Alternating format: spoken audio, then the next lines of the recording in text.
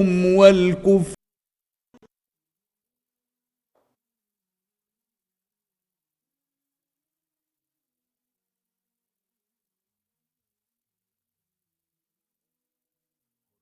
TV, the beacon for the nation.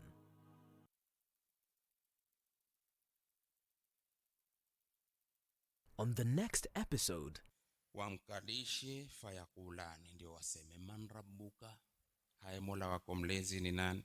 Fayaqul, kwa sababu ni an-nafsu at-tayyiba, ni an-nafsu al-mutma'inna, rabbi Allah, mola wangu mlezi ni Allah. Fayakulani la, waseme kumwambia ma dinuka, dini yako. Fayaqulu dini al-islam, dini yangu ni Uislamu. Fayakulani, waseme ma hadha ar-rajulu alladhi bu'itha fikum, ni mwanamume gani huwa alotumwa kwenu? Mtu alotumwa kwenu ni nani? Fayaqulu, aseme huwa rasulullah sallallahu alaihi wasallam.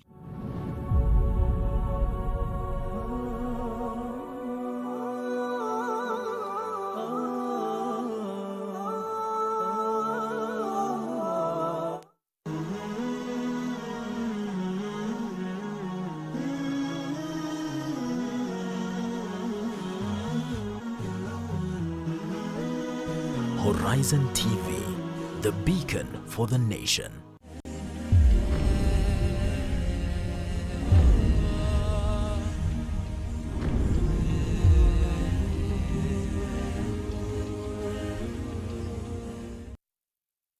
Siku nyingine tena, siku ya Jumatatu ndani ya Sabah Show. Kipindi ni Active Jumatatu, na mtazamaji, mambo mengi sana utakuwa unayapata hapa. Assalamu alaikum wa rahmatullahi wa barakatuh. Bila shaka najua kwamba wazidi kusherekea Idul Adha, siku 3 bado umesalia nazo za kuweza kuchinja na kuweza kuhakikisha kwamba majirani wako ambao ni Waislamu na wasio kwa Waislamu wananufaika na kuweza kupeana angalau jambo lolote ama kitu chochote ambacho uko nacho. Na matangazo haya yanakuja moja kwa moja kutoka katikati mwa jiji kuu la Nairobi, hasa katika msikiti mkubwa sana katika ukanda huu wa Afrika ya Mashariki na Kati, msikiti wa Jamia, katika jumba la Jamia vile vile. Na kama ada, ni lazima tuweze kupitia ama kudurusu magazeti yetu, tuweze kuona ni mambo yapi ambayo yanagonga vichwa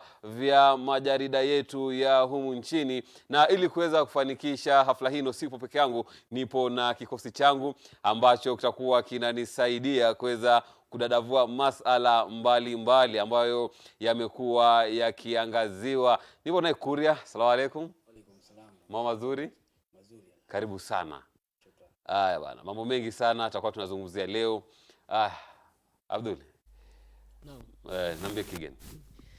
Very fine. You're good. We have a lot to discuss. Let's broaden our horizons. Eid Mubarak. Mama sasa ni alfaizini ni laidin. Mama mazuri. Mambo mazuri kabisa. You good? Nashukuru.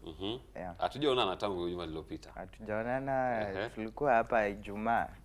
Kwanza pole kwa masiba ambayo alikukumba. Nashukuru. Timu yako ya Chelsea iliweza kupata kichapo, lakini yote 9 umenitumia katika udadisi wa magazeti yetu. Na tuanze na gazeti la Daily Nation, ambapo katika ukurasa wa kwanza habari ambayo imeweza kupewa kipaumbele ni kwamba Uhuru Raila build new super alliance. After the handshake, we saw Raila together with the President Uhuru Kenyatta wakifanya kazi pamoja, na kwa tisi kwamba huenda wakabuild new alliance. Hii inamaanisha nini katika siasa zetu za hapa nchini? I believe that the alliance is something to do with the referendum proposals that we are seeing. Of course. And I have always said that the handshake should be more inclusive, because as we know, the handshake is I don't, it's not inclusive, because the handshake is between two people. It's between Honorable Raila Odinga and His Excellency the President. And these are two people, they are personalities. Tomorrow they may not be there. The conversation should be anchored around unity, so the handshake should be transmitted to and reciprocated to other people up to the ground root, so that everybody is in the handshake and it's not just between two people. You know, we should call it, I think we should call it a hug. because It's not a handshake. because it should involve more people. Coming back to the alliances that are being formed because of the referendum, it's okay for you not to support a certain idea. I don't know where we have adopted this peculiar, very strange ideology where if you are not supporting my idea, you are my enemy. Why should we have that? We should have a conversation. We all differ in where, opinions. yeah, everybody has an opinion. And the fact that somebody else does not support this, you try and bedevil that person, I don't think it's right. And then coming back, we should not forget that we are awaiting a proposal by the BBI, Building Bridges Initiative, and you also have one, the Punguza Mzigo. Are they doing enough to make sure that the citizen benefit from the... Speaking on that, Mohammed, I want to tell our beloved viewers that please, do not support Punguza Mzigo because a certain leader is telling you to support. No, support Punguza Mzigo because you believe in the ideologies. And equally, do not put away Punguza Mzigo. Do not rubbish Punguza Mzigo because a certain leader says, let's not have Punguza Mzigo. No, you rubbish it because you don't believe in it. And this comes back to another thing. When the BBI releases its report, and this Punguza Mzigo should do right now, is do more sensitization. Because we're looking at Punguza Mzigo, some Kenyans only know Punguza, the only thing they know about Punguza Mzigo is the reduction in the representation, yet we have a lot of things in that bill. So sensitization should be done so that people understand, and please, our beloved viewers, do not rubbish a certain thing just because a certain politician has told you to. Look at it and make your own decision. Do you support the Punguza Mzigo initiative? I support it partly, because, and the reason is this, let me just say it briefly. Okay. When you look at the revenue that we have in Kenya, around 62% goes to the national government. We have around 25% to the consolidated funds where we have commissions, and then we have around 11-12% that goes to the national government. To the county governments. Then we have around 1.5 to the National Assembly and the Senate, and we have around 1.2% to the judiciary, if I'm not wrong. Yeah. And even if, look at it this way, we are reducing MPs so that we can reduce we can reduce the revenue distribution. But this is what I want to say. Even if we scrap out the whole parliament, we will just be doing away with 1.5%. I think Ekuru Okot has come with something that is good, but he's just focusing on the wrong place. I think we should focus on the commissions in the consolidated funds, 25%, because you find a member of a commission having 5 drivers, 3 Mercedes-Benz, a house in Runda and a house in Kileleshwa. Why? Why do you have that, Kuria? Do you support the Punguza Mzigo initiative? Of course. You do support? I don't support it. You don't support it? So you differ with Brother Keegan? I have not said that I'm not supporting it, but I support some sections of Punguza Mzigo. And that is why I think it is important. If we were to vote for these items, we will pick some. People will be given options to either vote some its or reject some items. Because we cannot reject it in totality, neither can we embrace it in its entirety. Just hold on. Has enough sensitization been done to the public to make them aware of the Punguza Mzigo initiative? I think even the collection of signatures, because of course, Aukot did not take those signatures from space. He took them from Wananchi. And when doing this process, of course, everyone knew Aukot is legit. Aukot, they are legit. Of course, even everyone was ridiculing Aukot by saying that Aukot cannot manage to collect 1 million signatures. But he managed to collect 1 million signatures, and to the shock of BBI, because it is appearing as if now BBI and Punguza Mzigo are antagonizing each other, because even BBI had to come out openly and say that they are not in support of Punguza Mzigo, and it is not product of Punguza Mzigo. On the other side, to comment on the headline of the Daily Nation, there is something we call agenda setting theory. Of course, even these newspapers try to set agenda, like for them to sell. not necessarily even to sell, to drive a particular agenda. For example, if you look carefully, they have said Uhuru, Raila build news. They have built a new alliance. Of course, we have heard of handshake, and we were told the handshake is for peace. and unity of the country. And you agree, because of course the country Was divided by then. was divided by then, very divided, and now we are calm. But now it seems there are people who think now this can be turned into a political alliance so that it can benefit them for 2022 elections. Of course, and there are those who think this alliance is danger to their ambitions. And of course, we have, that is the Tanga team. Which thinks BBI is against its agenda, and even the Tanga team. Yes, Tanga team thinks BBI is against its agenda. Its brigade have been out saying BBI should not be there. It is wastage of resources, and we are not ready for extra positions in the positions of leadership. Is it wastage of resources? During the weekend, the MP of, I don't remember the constituency, Dindi Nyoro, came out and said building bridges, that's the Blue Band initiative.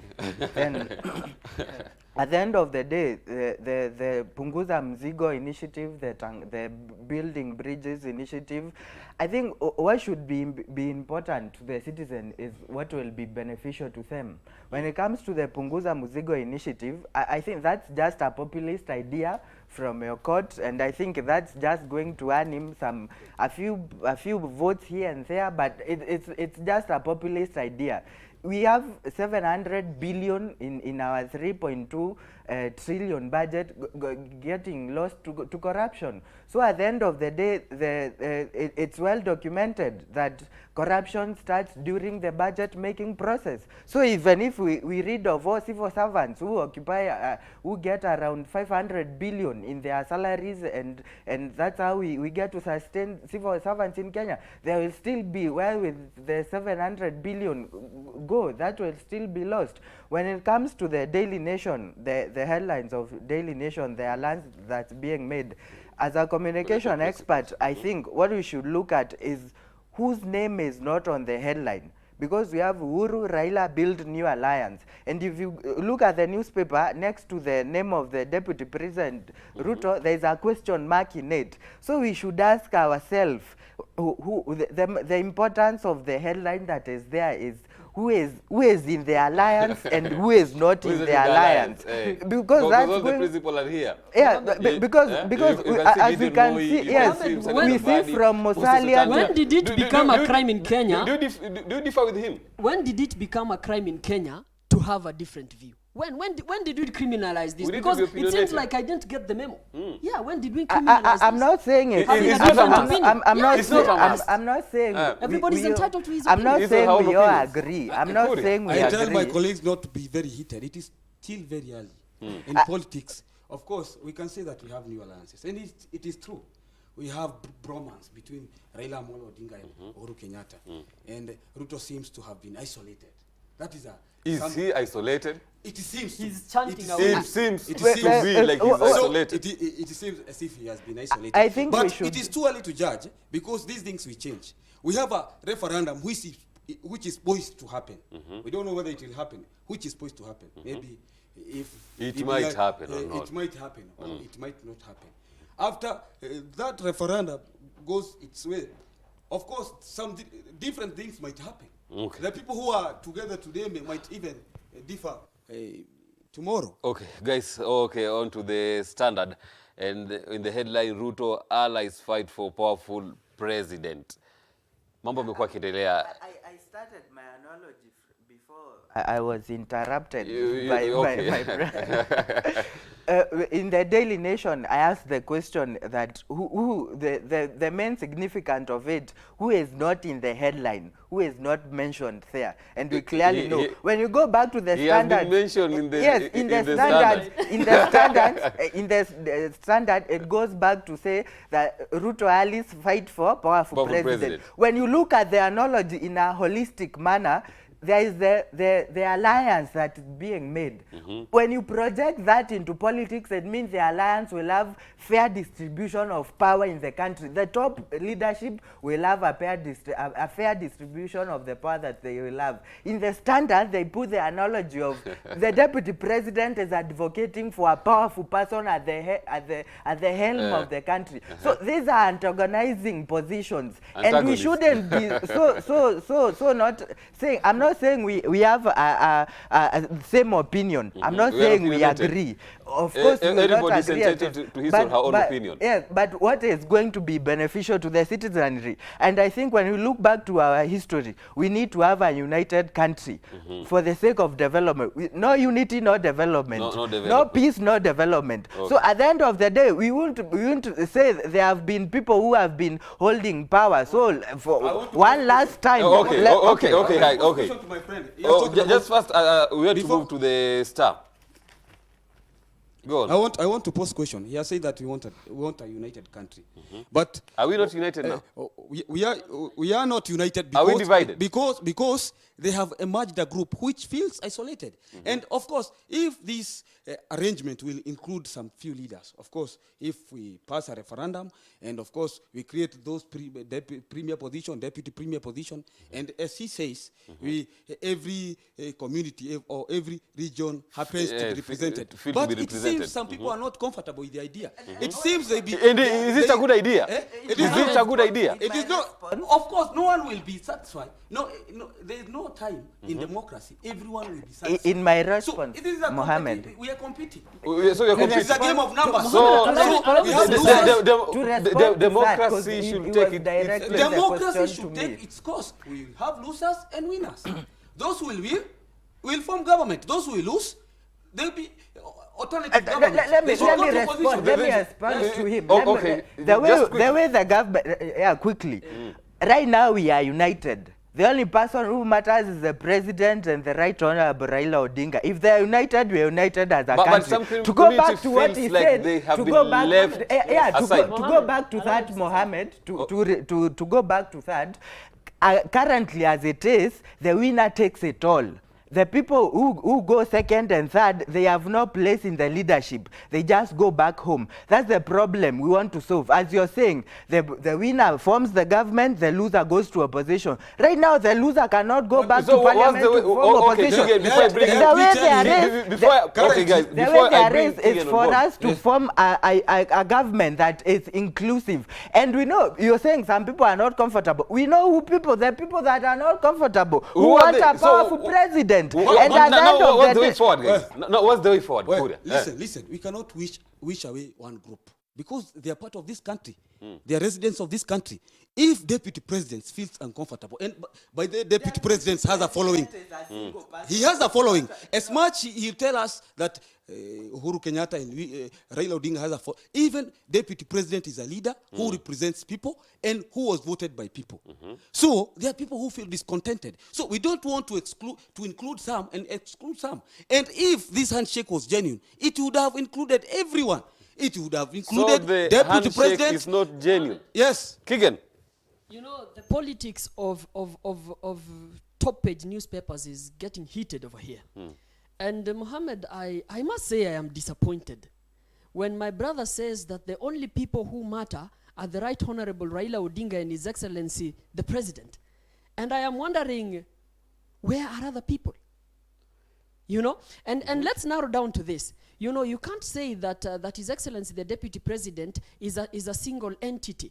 For a person who in 2010 gathered 4 million votes, you need to calculate the inflation rate of votes to 2019 and tells you how many votes that is. You know, we can't take that as a joke. We can't just rubbish that. Very and true. you know, something else, we have this thing that my brother said of the politics of representation, where we will be having every community.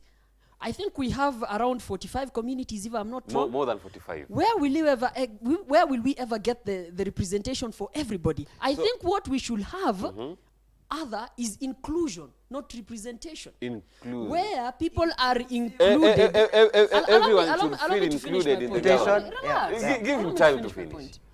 You know, when we say inclusion, Inclusion is in terms of participation, you know, where people are brought on board, are being, where the development is done in a way that is consolidated, where we ask you, we bring you on board and we ask you, give us your idea, give us this, and not necessarily giving you a political position for you to run. And we have to say this. In Kenya, we have this problem where we have a mismatch of priorities. Sometimes we prioritize so much politics and representation, and we forget the elephant in the room, which is development. Me, I'll have, as somebody coming from Baringo County and the larger Rift Valley, I won't have a problem if I don't have a president from who's coming from the Rift Valley. We have very good schools there, education is development okay, in the country, I won't even bother. That goes back to what I'm saying. You know, it's very naive of my brother to go and say, speaking of politics, is not logical currently. Politics forms the policy basis of the country. It's in words in my mouth. No. Don't quote him wrong. It's because of Don't quote him wrong. it's because of the political will that we are seated right now. If I remember, someone seated at the National Assembly right now rose up and moved a motion. Let's close all public TV stations in the country, and the policy will be signed by the president. Our policy comes from the political leaders that we have. Country, the problem we have is the citizenry who go and politicize the thing. They don't get the notion that we have leaders to form policies for development, as Keegan is saying. So we need good politics for good development. But when we have people who are, and the good politics, for it to appear, we need unity and peace in that. We need so unity that and peace. Development will come from that. Just quickly, for Mohammed, 3 seconds before we go for a quick commercial break. To conclude this debate by saying, of course, there is a perception in this country that you must be in government. And you must be. And is it a must for you to be in if your government? person is in government, whether the government is performing or whether it is not performing, you are comfortable. And I believe what we should focus at, by the way, opposition is very important in this country. We need to have an opposition. We lack It's an alternative government. we lack formidable opposition to criticize. If government fails, no one is criticizing government. And do you In have fact, if you look at, do you have an opposition government now? For example, currently, We don't have currently, any. We don't have any because of the constitution of the... Okay, let's go for a short commercial break. We'll come back, guys, allow and the continue with the position of the conversation. Mtazamaji, tazama opposition. kidogo, tukirudi tutakuwa naendelea na kipindi hichi. Hatari sana, usiondoke.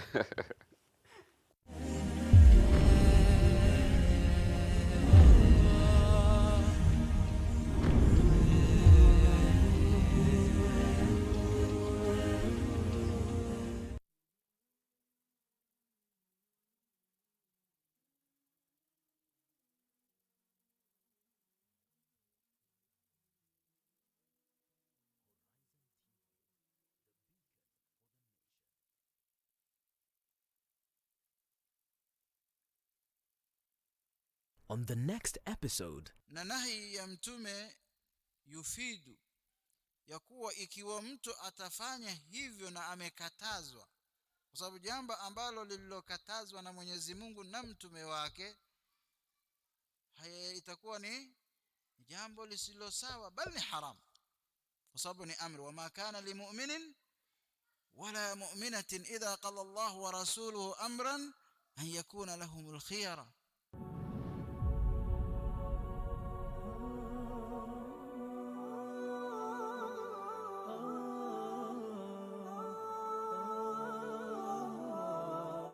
Are you finding difficulty to find us on Azam decoders? Rescan your Azam decoders and find us on channel 008. Horizon TV, the beacon for the nation.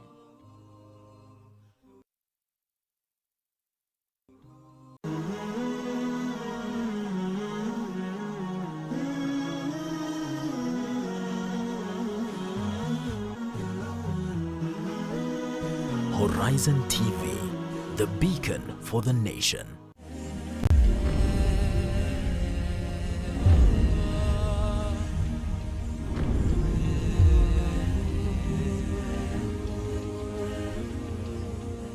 Asante sana mtazamaji kwa kuzidi kuganda kama kiganda ndani ya kipindi hichi cha Active Jumatatu. Yenyewe ni Active Jumatatu manake hapa ndani kuna waka moto hatari kweli kweli, na tunapitia ama tuadurusu baadhi tu habari ambazo zinaweza kupewa kipaumbele katika majarida yetu au magazeti yetu ya humu nchini. Na katika gazeti la The Star, habari ambayo inapewa kipaumbele ni kwamba Musalia hires former Raila Uhuru strategist. Na katika gazeti la Taifa Leo naona kwamba Ruto atia bidii kurudisha urafiki na Raila. Itakuwaje?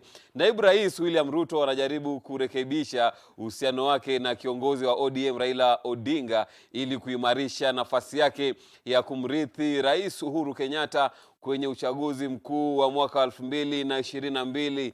Duru zinasema kambi ya Daktari Ruto imekuwa ikifanya juhudi za chini kurudisha uhusiano na upande wa ODM ambao alishirikiana nao kwenye uchaguzi mkuu wa mwaka wa 2007. Na habari hino inaendelea katika ukurasa wa 2 ambapo sema kwamba Ruto ajaribu kukaribia Raila. Itakuwaje? Haya tutakuwa tunaona, na nitakuwa nawapa nafasi vijana wangu kuweza kudadavua swala hili kiundani. Na katika ukurasa wa 4 wa gazeti hili la Taifa Leo naona picha ambazo zaonyesha shamra ya Idul Adha. Ni idi ya mchinjo hino, manake Waislamu wamekuwa kisherekea hapo jana, kuna swali wengine swali leo, na idi endelea kwa siku tatu za mchinjo, na watakuwa wanajaribu kuhakikisha kwamba wale ambao ama the less privileged in the society wanapata fursa ya kuweza kusherekea. Na picha zinaonyesha kwamba ndugu Waislamu wakiswali hapa, sema kwamba Waislamu wakiswali katika uwanja wa shule ya msingi ya Highway County ya Kisumu. Sheikh Said Ahmed aliongoza hafla hiyo. Na hapa Nairobi pale Saali vile hafla hiyo iliweza kuendelea hapo jana. Na katika gazeti la The Star vile katika ukurasa wa kwanza madada zetu Waislamu wanaswali hapo, ishara kwamba hafla ya hapo jana ilikuwa nzuri sana. Ukurasa wa 9 wa gazeti la The Star vile waumini wa dini tukufu ya Kiislamu hapa nchini wakiweza kuadhimisha sherehe za Idul Adha. Kuria tumeshuhudia Waislamu wakiweza kuadhimisha ama kuweza kuidhimisha sherehe hizi za Idul Adha na wakiweza kusherehekea. Labda kabla tujaingia katika siasa zetu ungependa labda kutakia nani idi njema? Manake bado tunachinja leo, kesho kutwa bado mchinjo endelea. Ningetaka kutakia Wakenya wote na pia wanafunzi wa chuo kikuu cha Nairobi na pia wafuasi wangu katika kundi langu la MDF, vuguvugu langu la MDF. Waweza kupata wapi? Where can they find you? Wanaweza nipata, tuko hapa mjini, tuna ofisi hapa mjini. Karibu na Jivanji. Kwa hivyo wanaweza nipata hapo. Pia naweza pea kitu. Na pia nataka kupongeza serikali. Hatujakuwa tukipewa siku ya kusherehekea. Hapo awali hatujakuwa tukipewa hii siku, la tumepewa. Angalau Waislamu wako manyumbani na wanasherehekea. Na kuanzia mwaka 2013 tumekuwa tukipewa. Kwa hivyo kawaida walikuwa wanatupea ikifika wakati wa uchaguzi wanatupea. Hii miaka ingine wanatusahau. Lakini siku hizi tunaona imekuwa inclusive. Wote Waislamu wasio Waislamu. Pia tunasherehekea sote. Na pia Waislamu wanapata nafasi wakiwa nyumbani kusherehekea, ni vizuri. Tunashukuru rais wetu Uhuru Kenyatta. Kige, labda una salama ambazo ungependa kutuma ama kuna yote ambao ungependa kuwatakia idi njema? Kutoka kwa Muslim Students Association of University of Nairobi, we want to wish all Kenyans and all the Muslims in this world beloved Eid, Idul Adha, and let us spread the message of love and the message of unity and the message of tolerance. Okay. Haya, kuna labda wewe ambao ungependa kuwatakia holiday njema, idi njema?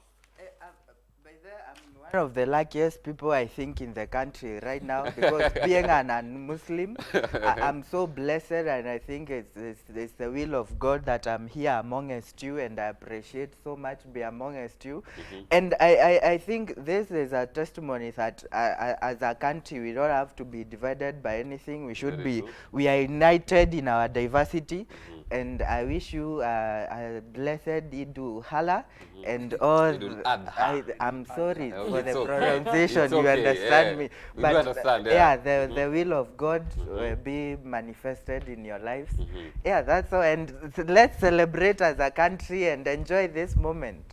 Bila shaka mtazamaji, ni Eid messages hizo kutoka kwa kikosi changu hapa studioni, na leo nakupa fursa ya kuweza kuzungumza na nahodha moja kwa moja. Nieleze uko wapi, unanipigia simu ukiwa wapi, na nani ungependa kumtumia salamu za Eid. Na kama unataka kumwalika nahodha, basi mwalike aje akaale mbuzi, ng'ombe na wanyama wengine ambao umeweza kuchinja wawe ni halali. Back to business. Page 8 of the Standard. Varsities blamed for duplication of courses. Na ni jambo ambalo limekuwa likiendelea. Cabinet Secretary claims in the past universities would specialize in courses, but now that has ended. Ishara kwamba kuna some of the courses ambazo wanasema kwamba university inatoa lakini hazijaidhinishwa. I think that goes back to where the rain started beating us as a country, because in the past, as the paper says, we used to have specialized universities. Like the University of Nairobi was specialized in sciences, University of Kenyatta University was in arts, education, and that kind of a thing. But I think President Kibaki made a very good initiative of springing up university all over the country. But at the end of the day, I think the implementation wasn't well thought out, because the new universities that came up started copying the curriculum from their parent universities, and I think at the end of the day that has ended up producing below par graduates who are not equipped with the skills for the job market and that kind of a thing. And I think it's the right time that Professor Magua goes back and tries to fix the situation, because there are proposals of maybe some universities will have to be scrapped out, or others will have to be merged and that kind of a thing. And I think, will it be the right move to go? I think if there is a university that will not be able to specialize in that, I think it's the right form for them to be scrapped out, because some of these universities have been beneficial because of the private sponsored degrees. And considering the large number of students, the large number of the student sponsored degrees, that when that was scrapped out, most of them are suffering in debt. There is no recruitment, there are no more students, they have copycat degrees from the parent universities that they were spring up from. So I think it's a right move. If the university does not able to specialize, to separate itself from the others, it's the right time for it to be submerged or to be scrapped out. Okay.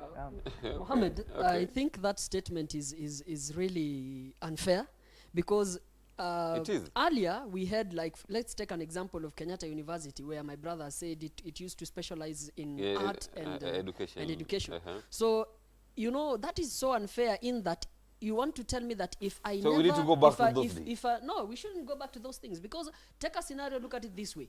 If that would translate to being that if I never made it to Kenyatta University, I would never have done education if my dream was doing education. But currently, I can be able to do education even if I don't make it to Kenyatta University. And if we revert back to the previous system, it will be very unfair. But perhaps the elephant in the room is the quality of education that we are offering in our universities. Because come today, you find that most of the things that are being taught in 2019 were things that were being taught in the 1980s. The only thing that has just changed is time and perhaps the lecturers. And you come to another thing of internships, you know. You find that today the internships are optional. Some courses it's not a must for you to go and intern, you know. So these are the things that are leading to having half-baked graduates, and it's something that really should be looked on immediately. Okay, and Kuria, on the second page of the headline has talked about duplication of the courses. Yeah. It means if you go to some universities, you'll see a university has business management, and at the same time it has another course called business administration. Same thing. Same thing. If you look at the Same units, thing, different units names. provided in the course are the same. And by the way, he has talked about mushrooming of the universities. Of course, it started with Kibaki. But it was not a wrong thing to establish new universities. Currently, we have around 74 universities in the country. When Kibaki took power, he had very few universities. But did we step up to the process? Because the important thing was, if we have allowed access of the university education, because that was the intention, to allow many people to access university education. Have we made that education quality, as Keegan has said? Is that education quality? And the quality of the education depends on so many things. It depends with even the advice of stakeholders. Currently, some employers are complaining that universities are churning out half-baked graduates. But I think they should not just sit and complain. They should even go to the universities and advise them on what to do, the curriculum to offer, so that they can be in tandem, so that they can learn what is in tandem with what is that they'll go and do in market. Because we have been complaining. And by the way, I cannot know what you want unless you tell me. So even companies, different companies, different entities, even the government itself, because it is government forms part of So they should need to go have and forums. advise universities on what to do and how to approach these issues, so that we can improve quality of education. Okay, prepare for the mother of all strikes. Sosion wants employers, TSC. Going back briefly on the issue of universities, I'll give a livid example on how universities can reprimand themselves to stand out from the rest. I graduated from Masai Mara University with a bachelor's degree in communication and public relations. But at the university in Narok is situated at a prime region to specialize either in tourism because of the Masai Mara region and that kind of a thing, and they choose a path of specializing in tourism and specialize because there is a lot of the pastoral communities around there. There is a lot of the hides and skin from the animals. They can tap that into making there is at the end of the day they made a proposal and a tannery was established in Narok County for the as an initiative of the university. So I think at the same time, if we had another university just next door step and they don't have initiatives on how they help spur the economic development of the country, produce graduates who will be able to get into integrate into the community, I think that's where the problem comes in. And then when it comes to the issue of the strikes, I think it's just so unfair of Mr. Sosion to keep on getting the country in teachers' strike. But they want to be paid in and off. I think the issue will not, even if we start paying our teachers 1 million every teacher monthly, it will not sort out the issue of salaries in civil servants. I think what we should sort out is the issue of the standard of living. The standard of living is very high and inflation is very high. If we are able to sort out those things, and I think civil servants will be satisfied with what they are earning. Because currently, if we drop the price of bread to around 20 shillings, if we drop the price of milk to around 20 shillings, 100 shillings will be more valuable than it is currently right now. Mohammed, you're saying something very important, but I not blame Sosion. Because I won't blame Sosion. Do you know one thing? Sosion is not one responsible for making bread 20 shillings or lowering the price of bread from the 50 shillings to 20 shillings. That is upon government to do that, because it is a government that is managing the country. But you know what government does? Government divides us. If lecturers today say that they want to go on strike, everyone will be blaming lecturers.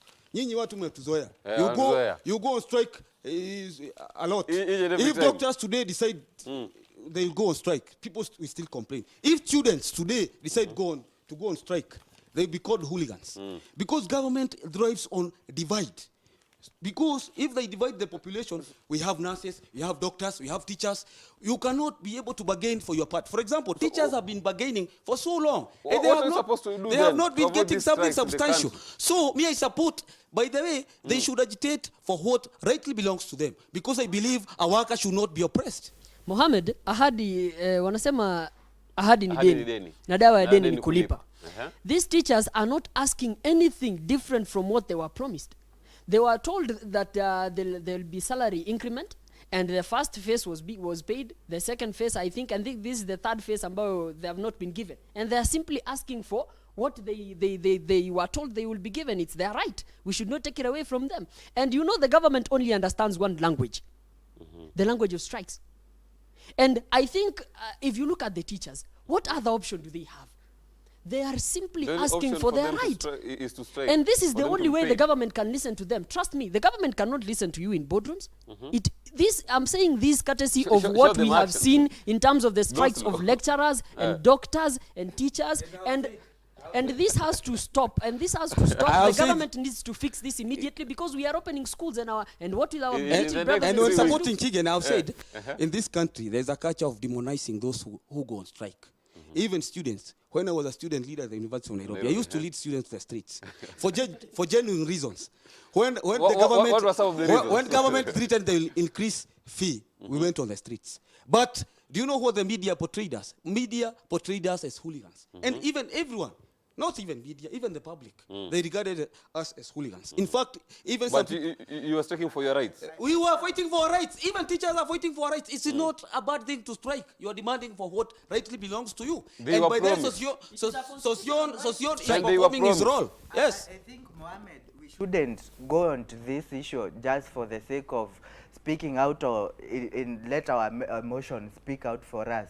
Because what my brother is saying, if the teachers, they might get what they want, what they were promised. At the end of the day, government will freeze hiring of new teachers. What will happen to the graduates that you are educating for? They will not get up. Listen, you know, we must look at this at a holistic point. Okay. When we say let's pay, no, I'm not advocating. When we are going for a short commercial break. When we come back, we'll continue the discussion. But before we go for a commercial break, on page 34 of the Standard, Muslim pilgrims stoned the devil in Jamarat. Ilianza jana, wanarusha mawe kule, na ni hafla ambayo itakuwa inaendelea kwa siku 3, na vile vile Waislamu wanazidi kusherekea sikukuu ya Idul Adha, na mchinjo unaendelea, na bila shaka itakuwa tunaona jinsi ambavyo mambo yatakuwa yanafanyika katika sehemu mbalimbali. Na jinsi ambavyo nimekuambia mtazamaji ni kwamba kumbuka, waweza nipigia simu au tume ujumbe wako ukiweza kuwatakia ndugu zako, jamaa, marafiki Idi njema. Lakini napozama kidogo na kuacha na kanda za Saali, una jinsi ambavyo Waislamu waliweza kuendesha shughuli yao ama shughuli zao za kuweza kufanya ibada hapo jana.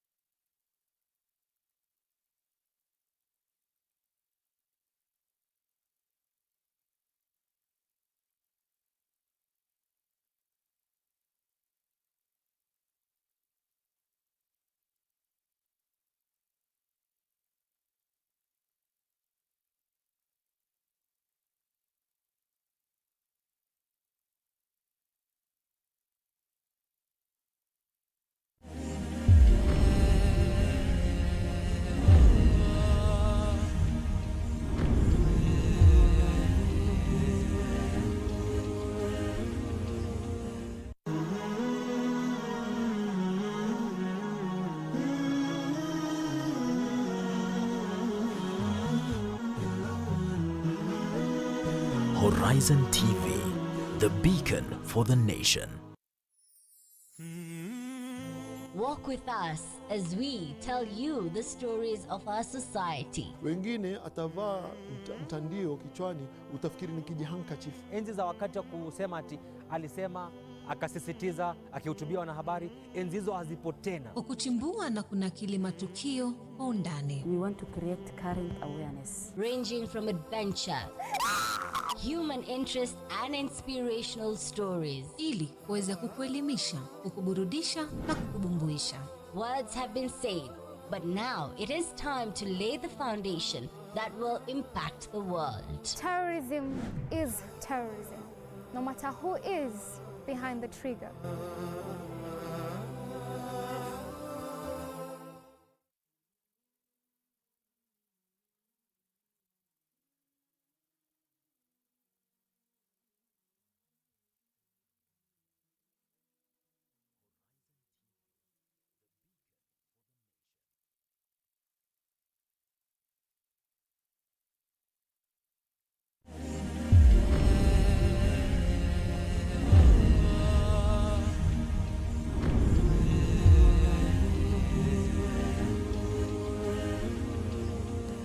Asante sana mtazamaji kwa kuzidi kutegea runinga ya Horizon TV. Eid Mubarak, Eid Mubarak. Minal Faizin, Minal Aidin. Bila shaka ni uchambuzi wa magazeti na joto limetanda hapa studioni, manake hatari kweli kweli. Na on the Standard page 20, habari ambayo inazungumziwa hapa ni Matiang'i warns coast leaders on drug links. Kuna tetesi kwamba kule kaunti ya Mombasa ama Coast Region in general utumiaji wa dawa ya kulevya ama dawa za kulevya umekithiri sana. Of course, I say the government has a national intelligence service. They know these people. They cannot pretend that they don't know these people. So it is upon them to arrest these people, drug lords, and even those who peddle. To arrest them, take them to court, so that they can face, they can be jailed if they are found guilty. But of course, he cannot make proclamations or say that, telling us that he wants to do something. By then, it is long overdue. We want to see something from the government. Should Mara be taken back to the coast region? This issue in coast has been there for so long. Everyone knows that if you go to coast region, you find young people who have become addicted to drugs and who are suffering and who have even engaged in crime, not because they wanted to engage in crime, because they want to look for money to use these expensive drugs. So it is upon government to rein on drug menace at coast. Just recently, Kigen, we saw a resident of Bamburi being attacked by one of the militia groups in Mombasa, and it was a group of young boys. So what's not happening in Mombasa County? Should Marwa be taken back to Coast Province or Coast Region at large? Obura, you know, I call it madness. The madness that happened in Bamburi has been warranted to some percentage to drug abuse, you know, because I've said countless times that you can't go out with a machete and start slaughtering people to death and you're okay. You must be under the influence of something. And I really hope Matiang'i walks the talk.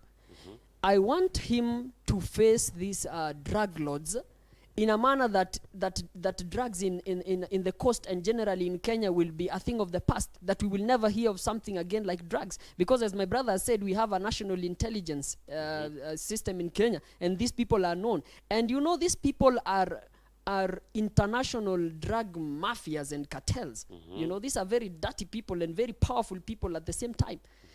But the government should face them relentlessly, and let's put this thing to be a thing of the past. Let Matiang'i walk the talk.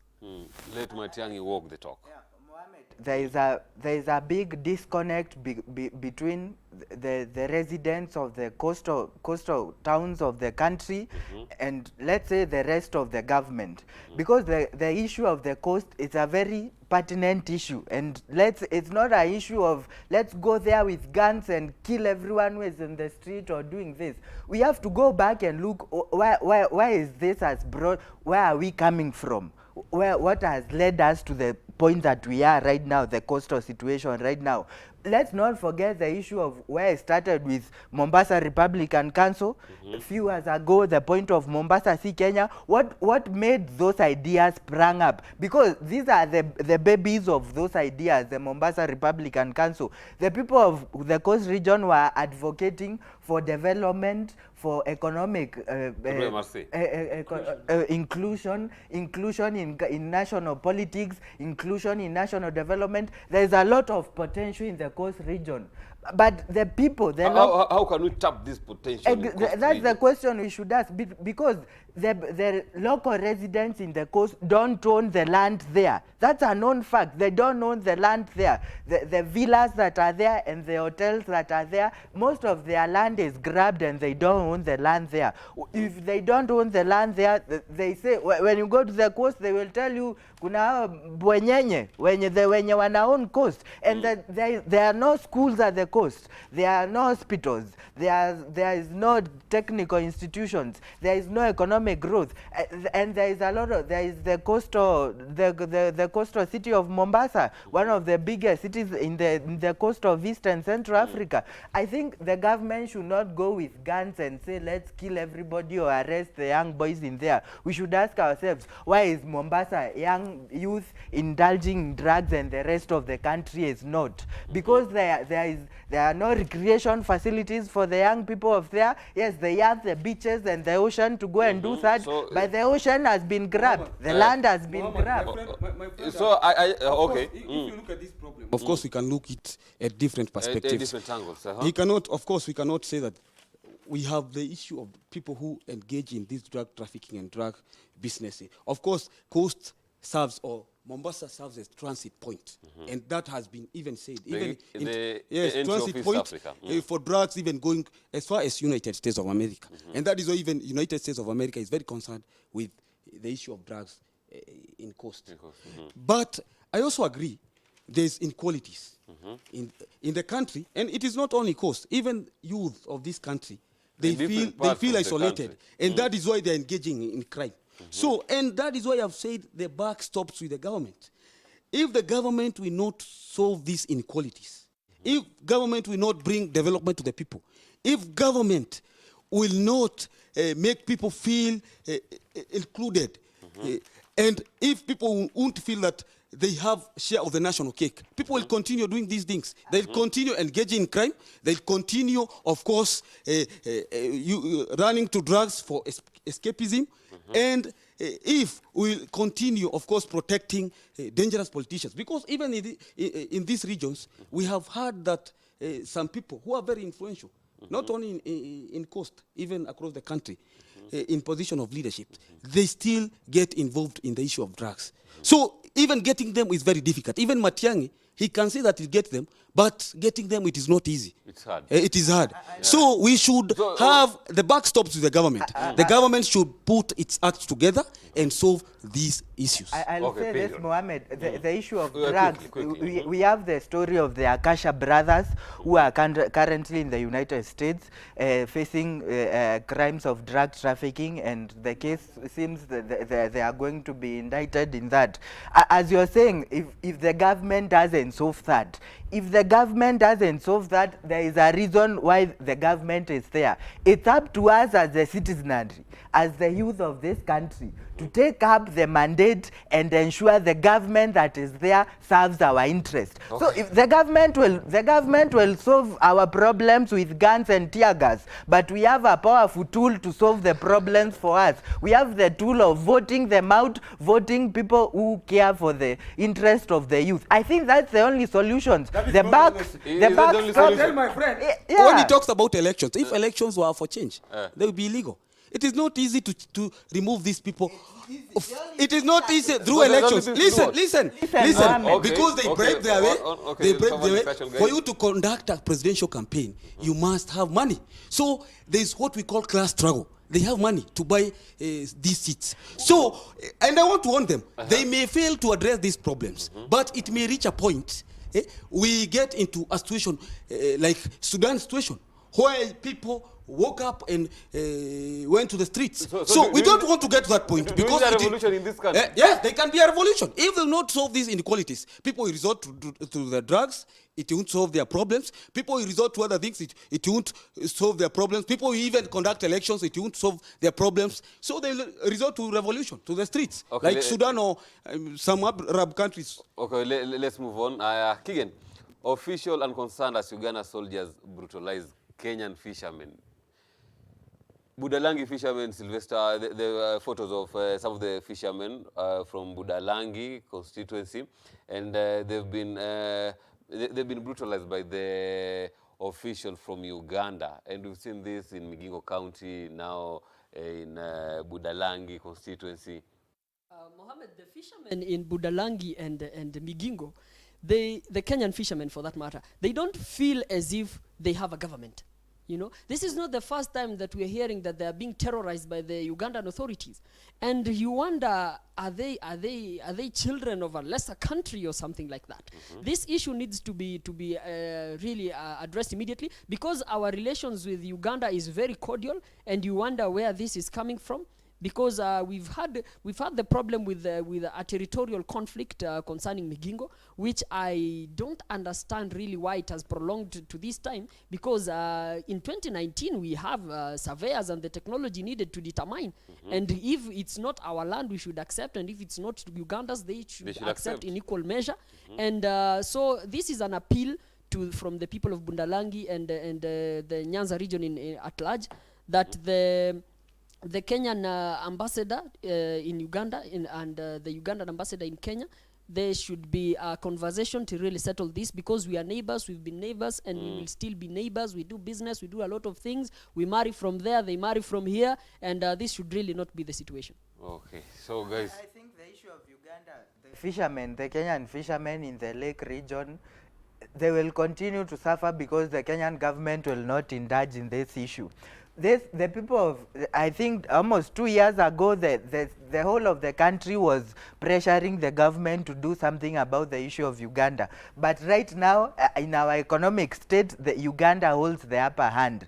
We are the biggest exporter to Uganda. Uganda is the biggest importer of Kenyan products. We are begging Uganda to partner us in the SGR project. We are begging Uganda to partner us with building their pipeline from their oil region to Lamu. So at the end of the day, the issue of, I think it's the whole region of East Africa, a little bit of corruption here and there. The police officers in Uganda will terrorize the fishermen. I think until we hold the upper hand, and currently as it is, we don't hold the upper hand. My friend, others East African countries may harass us because we are the beneficiary of the community. Okay. And by the way, we want the unity of the community. So they blackmail us because they know we cannot do much. Okay. Because if we do, we are the big losers. Yes, we are the biggest losers. We are the biggest losers. So they are blackmailing us. Okay, just hold on guys before we finalize everything about the newspaper review today. Mtazamaji,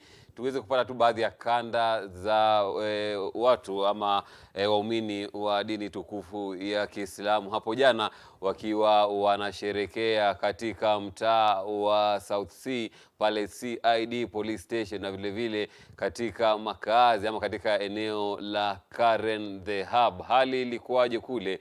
Acha tupate hizi kanda alafu tuje tumalizie uchambuzi wa magazeti.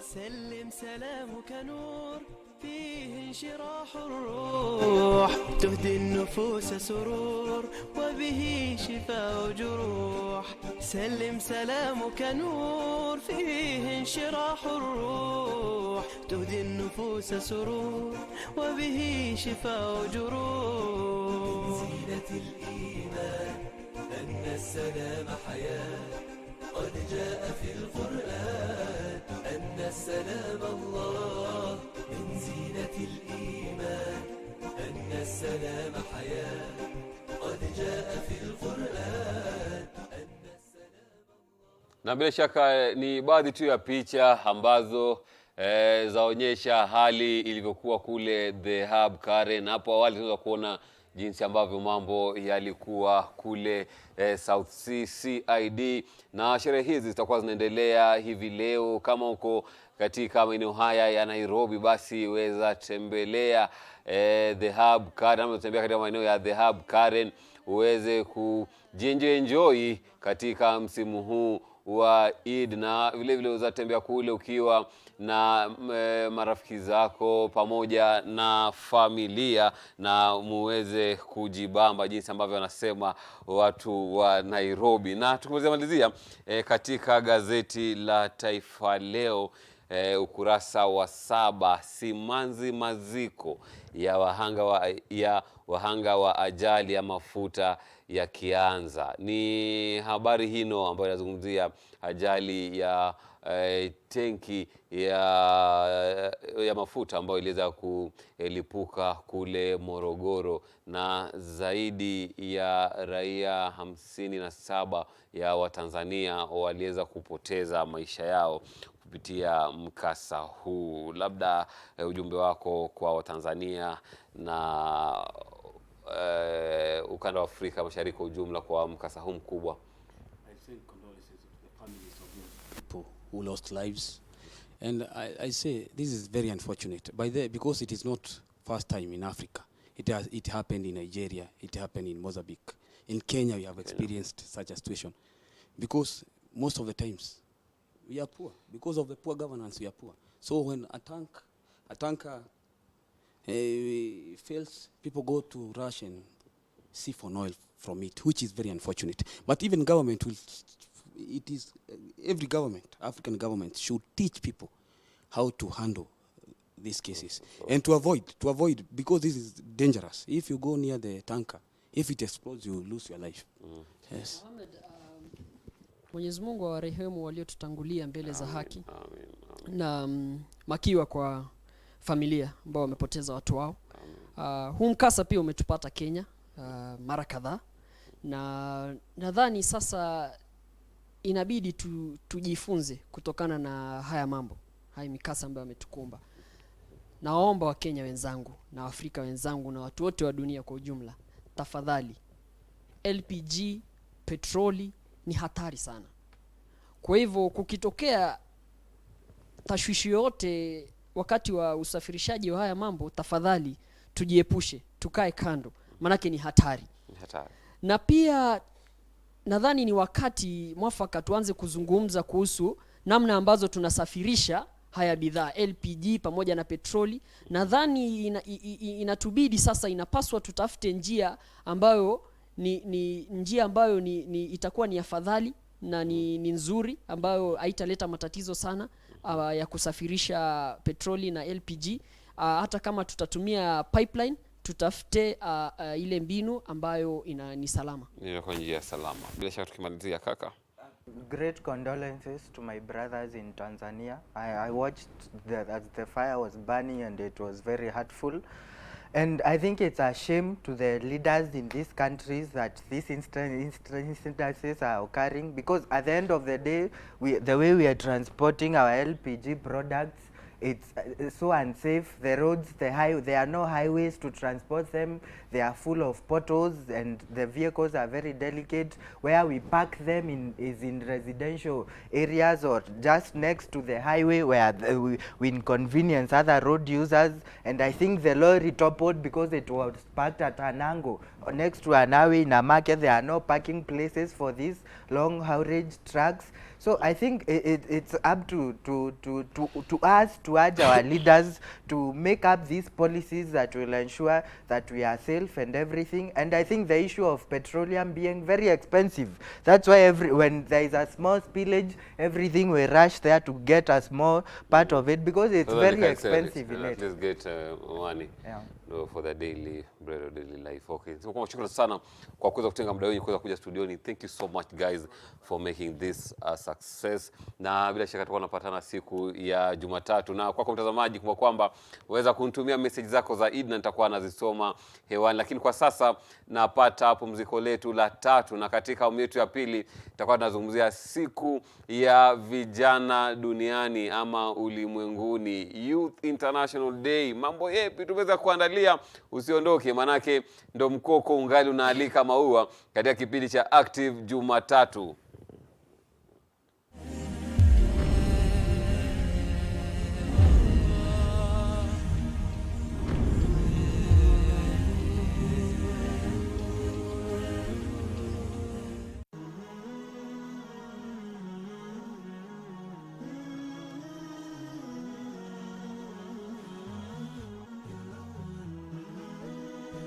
Horizon TV, the beacon for the nation.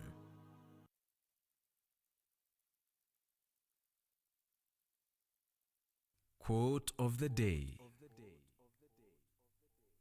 Ali bin Abi Talib radiyallahu anhu said, "Never make a decision in anger, and never make a promise in happiness."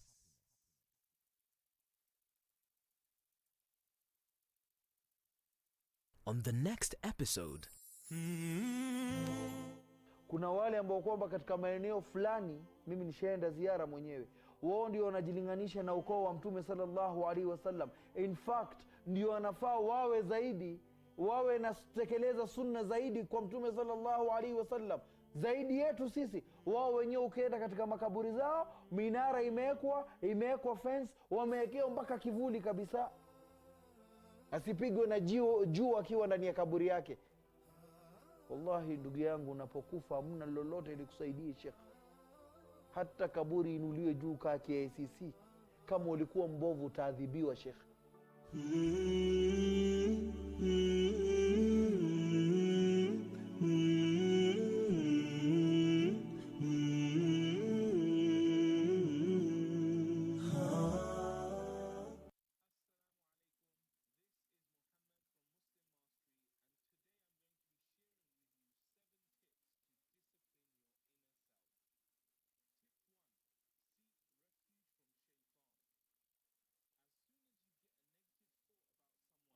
Realize that Shaitan is playing with your mind. Don't let him win, and instead ask Allah to protect you from him. Tip 2. Focus on the facts. When something happens that you don't understand or like, identify the facts that a fly on the wall would have seen. By taking a cold, hard look at the facts, you'll see that the situation is a lot less dramatic than you originally thought. Tip 3. Analyze your interpretation. How are you interpreting the facts? This is usually what is triggering your negative emotions. Accept that you've added this interpretation yourself and that you can choose to have an empowering interpretation instead. Tip 4. Don't make people into villains. As difficult as it may feel, let go of the idea that someone else in your situation is the enemy who is out to get you. Stop making others wrong and yourself right. Tip 5. Avoid playing the victim. By choosing to put yourself into the role of the innocent victim, you're avoiding taking responsibility for your situation. Instead, be proactive and look at what you can do to make the situation better. Tip 6. Make excuses for others. The Sunnah encourages us to think good of others and make excuses for them whenever possible. In fact, Umar radiallahu anhu said, "Do not think badly of a word uttered by your brother when you can find a good interpretation for it." Tip 7. Take responsibility for yourself. Allah has given you free will, so no matter how difficult any situation may feel, it's entirely up to you how you choose to react. Remember that the test of life is not what happens to you, but whether you deal with it in a way that is pleasing to Allah. May Allah give me and you the tawfiq to implement these tips. Jazakallah khair for watching. Assalamu alaikum. Who annoys you most? How do we be around annoying people that we have to be? This is a really important question for me. And I remember being at a development course where I saw this guy who was so laid back and he was so chilled out. I mean, the way he spoke, the way he walked, the way he did everything. So I thought, you know what, this guy knows. So I went to him and I said, "You seem like a great, calm, chilled out person. Can you tell me, how do you stay like that when you're around annoying people?" So he said something which was very profound for me. He said, "I just remember that however they're behaving is about them and not me." Now I had to think about this for a second, but I realized he was absolutely right. Most of the time, when people are annoying us, it's because they're behaving in a way we believe they shouldn't. And subconsciously, we believe that it's related to us or it's our fault in some way. This, of course, isn't true, because however someone chooses to react is down to them and the choices they make. So let's take an example. Imagine that I came to you and I verbally attacked you and I abused you. How are you going to feel? You're going to feel bad, right? What if a few minutes later I come back to you and I say, listen, everything I just said to you, it's all about me. It's got nothing to do with you. It's because of the stuff that's going on in my life right now. How do you feel? Better, right? You feel better even though I didn't apologize. Why? Because I've told you that it's not your fault. So the way to be around annoying people is to remember that their behavior has nothing to do with you. Now, one last question before I go. If you think I'm annoying, who is that about? You, right? So the real question is, who is the annoying person? Jazakallah khair for watching. Assalamu alaikum. On the next episode, na nahi ya mtume yufidu ya kuwa ikiwa mtu atafanya hivyo na amekatazwa, kwa sababu jambo ambalo lililokatazwa na Mwenyezi Mungu na mtume wake itakuwa ni jambo lisilo sawa, bali ni haram, kwa sababu ni amri. Wama kana limu'minin wala mu'minatin idha qala Allah wa rasuluhu amran an yakuna lahumul khiyara.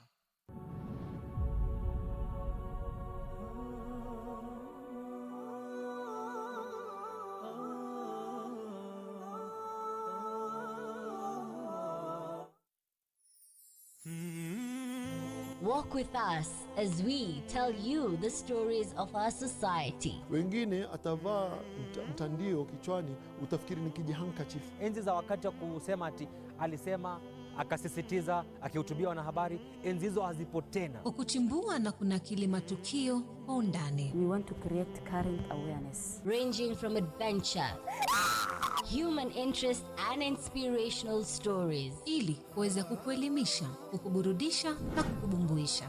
Words have been said, but now it is time to lay the foundation that will impact the world. Terrorism is Lazima tumuoshe. no matter who is. Oktoba sasa yuko 30.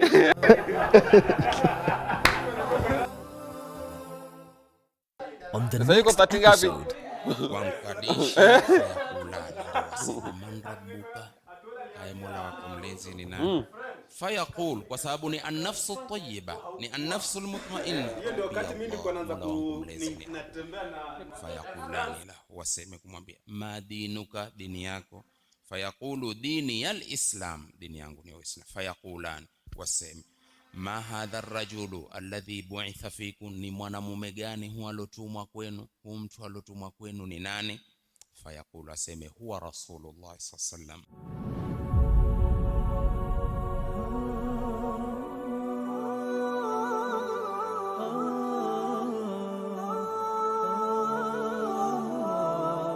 Angalia Uislamu ulipoanza ulianzaje?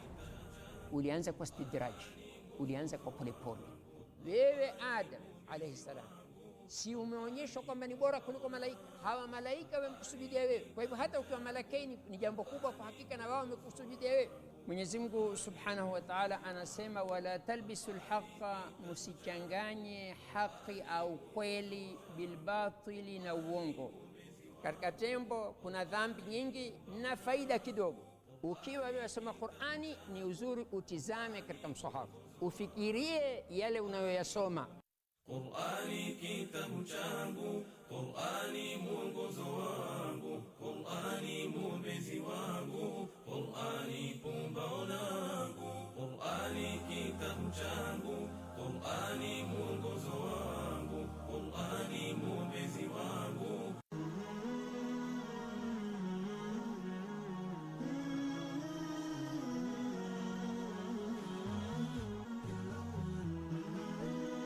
Horizon TV, the beacon for the nation.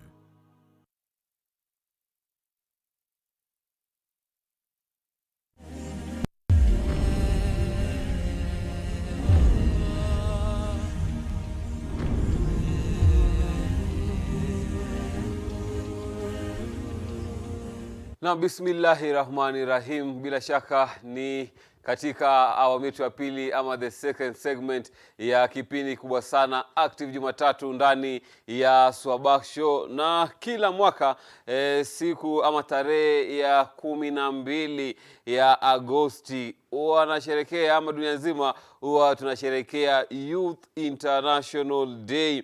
Na msimu huu ama mwaka huu wa 2019 theme ya Youth International Day ni Transformation of Education. Unadhani kwamba sekta yetu ya education ama sekta yetu ya elimu imeweza kuimarika ama kuna some changes ambazo tunafaa kuhakikisha kwamba ama tunafaa kurekebisha ili kuhakikisha kwamba sekta ya elimu inaimarika zaidi kuliko ya sasa hivi? Na ili kuweza kudadavua swala hili kiundani ama ili kuweza kufanikisha shughuli hii ya leo, studioni tayari nipo na magwiji. Namuona Edu Nairo ambaye amejaja studioni. Edu, vipi? Salama, good morning. Nafurahi kukuona. Asante, nafurahi pia. Najua umefurahi sana manake timu yako ya Manchester United ilifanya mambo jana.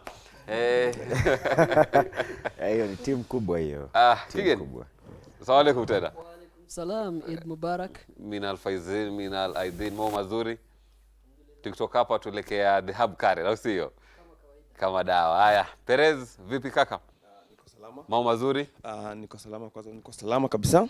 Mambo shwari kabisa. Labda kwa niaba ya watazamaji naomba uwaeleze labda shughuli ambayo unajihusisha nayo. Mwanzo kabisa kwa majina naitwa Anzugira Perez, mwanafunzi wa Moi University, kiongozi wa vijana katika kaunti ya Vihiga.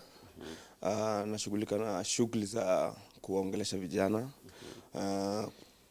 kujua ni changamoto zipi ambazo wanapitia kule katika kaunti. Kuanzia hapa Nairobi, kwa maana kuna vijana wengi wa kaunti ya Vihiga ambao wako Nairobi. So tunashirikiana kutoka hapa kuelekea nyumbani. Yeah, we frequently meet here in Nairobi and most of the time also in Vihiga County. Yes. Vihiga County. Yes. Kigen, International Youth Day inamaanisha nini kwa vijana? International Youth Day is a very big day for the youth. And I have to say that I am a little bit disappointed because why are you disappointed? Because the day is underrated, you know. Yeah. The conversations are not really being anchored around the Youth International Day. People are just talking about other things and they're not focusing about the youths. Are the youth not doing enough to be highlighted? We are doing enough as a youth personally, but we are also having challenges which is making us not to perform to where we are. And one of the challenges I have to speak about is, let me speak about especially youths in business, because you find that we have a conflict with our seniors. You know, our seniors are more experienced than us, you see, and they have them being more experienced than us, they are not as educated as we are, and they are not as passionate as we are. And coming to the youths are more educated, more intelligent, and they have the bravado in them is really firing up. But then you find that since the old people they have the power and they own the resources, they set the ceiling for us in terms of growth. And you find that there is a conflict between the youths wanting to chart a way forward, and our seniors are looking at us as if we are over ambitious and sort of. And I think we should appreciate their space as our seniors, and they too in equal measure should appreciate our space so that we have a growth that is smooth. Edu, as young people, are we doing enough to improve ourselves, our lives, the way we live, education system? Yeah, young people are always doing the best, and they are always doing the best. Yeah, doing the best. Are you sure about that? Yes, I'm very sure. And my friend is getting disappointed too soon. Are you disappointed? Just before I go to that, I'm telling him he's likely to get disappointed even more, because look, you look at the state of our young people in this country. It's really pathetic, and look at the effort government is harnessing. Yes, government is really trying, but there is still that gist that is yet to be fixed. But again, we must appreciate the creativity and innovation of our young people. And Kenya National Bureau of Statistics is very blunt with its report, and it says about 400,000 SMEs that are started by young people never see their first birthday. Along the way, the first year of implementation, they collapse, and that's the end of it. So we're asking ourselves, why are these SMEs collapsing? What is not working for young people that is making the businesses that they are starting not to materialize? And you walk into the business environment and you feel it is very unforgiving for young people. First of all, just to get the startup capital is a real hassle. And now lifting the business from the ground, the first month, Mr. Taxman is here saying you need to pay this, you need to pay that, you need to pay the statutory deductions. So if there was... And he need to establish himself. Yes, and young people are fresh graduates. Where do they get that startup capital? Maybe they are coming from struggling families. How do they raise that capital? And you want to talk about young people from the marginalized areas. How are we having a national agenda so that everybody is encompassed? So as we young people say the government is probably not doing enough, we also... Is the government doing enough? The government is trying, is really trying, but there is still some loophole somewhere that I believe the government should you know, feel like... What are some of those loopholes? You want to talk about the issue of corruption. You want to talk about bureaucracy. You know, first of all, just getting through the clearance process is also another hassle. You apply, somebody wants a kickback somewhere, you know, and you have a lean and very small business startup capital. And if you start to give out kickbacks, you find yourself left with a shell. You understand? You find the funds you are planning to have are very, very small. So we need to have this agenda where, like Mbele na Biz initiative. You see, they're giving young people figures between 900,000 and 3.6 million.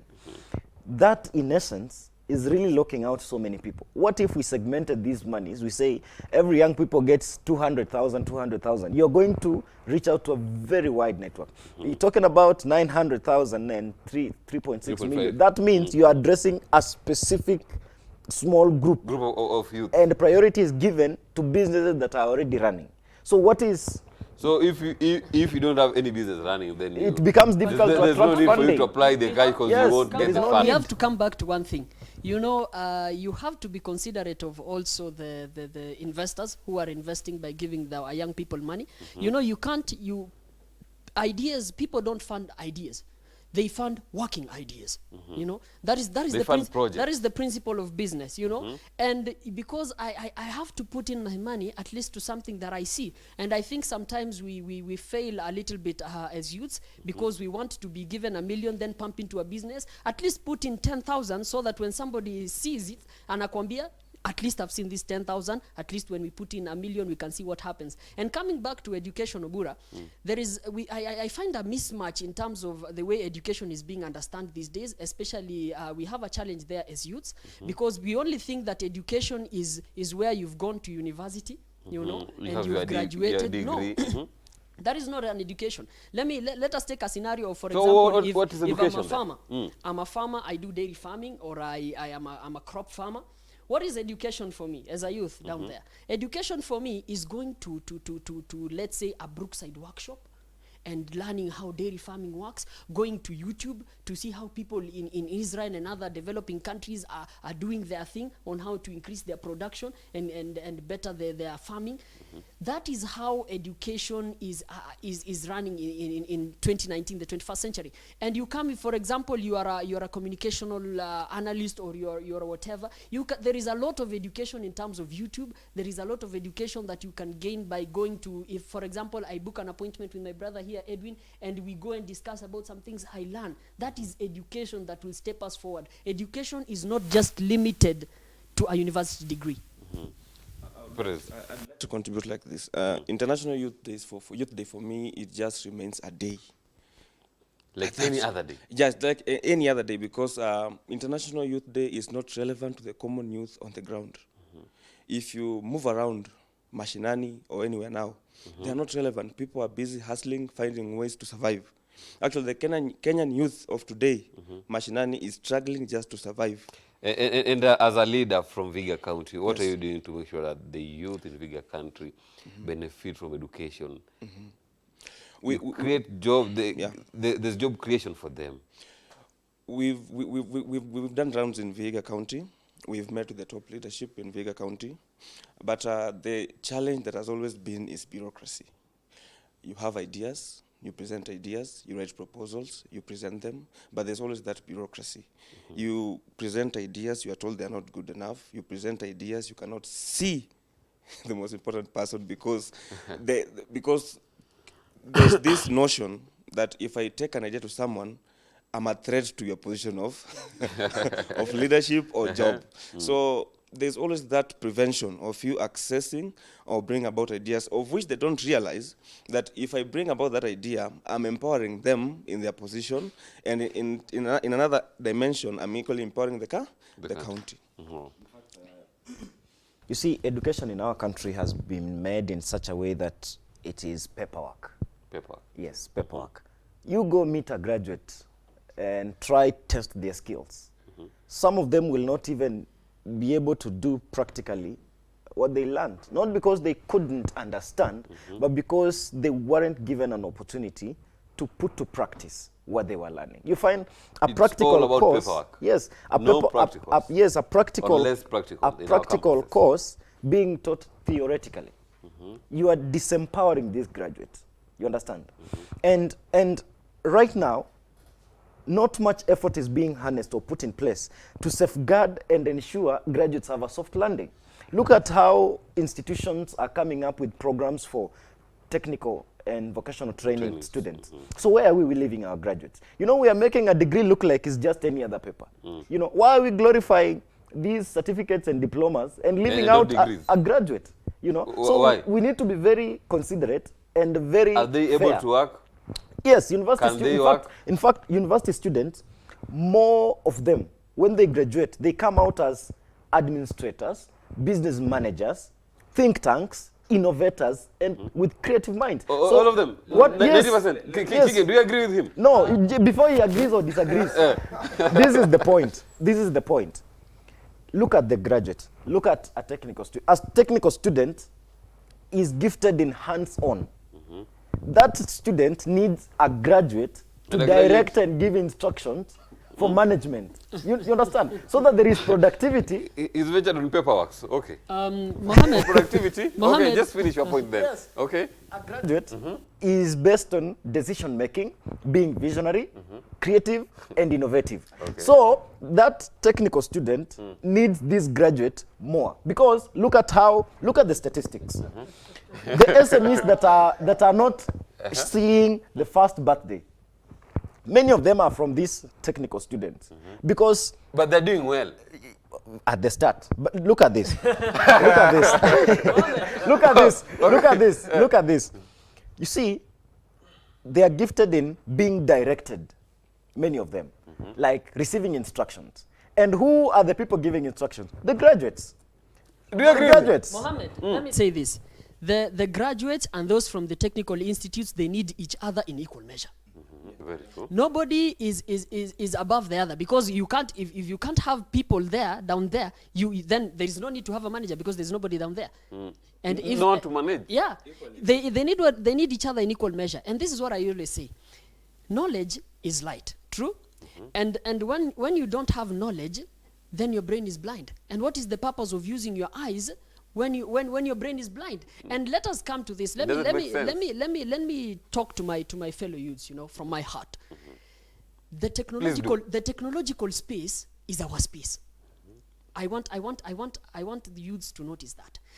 The technological space is our space, because our seniors, they don't know much about that. They are not so much into that, and they don't question us so much about that. They just ask you, just do your work, just do your thing, then you bill me, okay? And this is what I want to tell my fellow youths. The education that is revolving around right now. Can you tell them the second segment? Yes. Just allow me. Quickly. Okay. The education that is running right now is the education that we are learning about what Einstein did and innovated, and Newton. let us come up with new things as youths. Let's innovate. Let's create apps to solve things. Let's come up, because the technological space is our space, and the technological space is the future. And equally, just before you go for equally, let us not have this blanket condemnation about specific courses that youth are engaged in universities. Because recently when the CS of education says that people should not depend on their papers or degrees, it's not fair, because because we are gifted differently. Yes. For not everybody can become a plumber. Yes. You didn't go, like for you didn't go, you studied because of what you have a passion about. You can't do plumbing. Someone else has to do the plumbing. So let us not have this blanket condemnation that because there are no plumbers, youths who have done other courses are the fault of the system. The system should ensure that education system in this country has failed us. We are taking a short commercial break, na tukirudi tutakuwa tunaendelea na mjadala wetu ambao tunaangazia mambo ambayo yanafaa kufanyika kwa kwamba tunaweza kuimarisha sekta ya elimu katika taifa hili la Kenya, na kwa kwamba vijana wananufaika. Maana leo ni Youth International Day. Usiondoke mtazamaji, tuarudi baada ya mapumziko mafupi.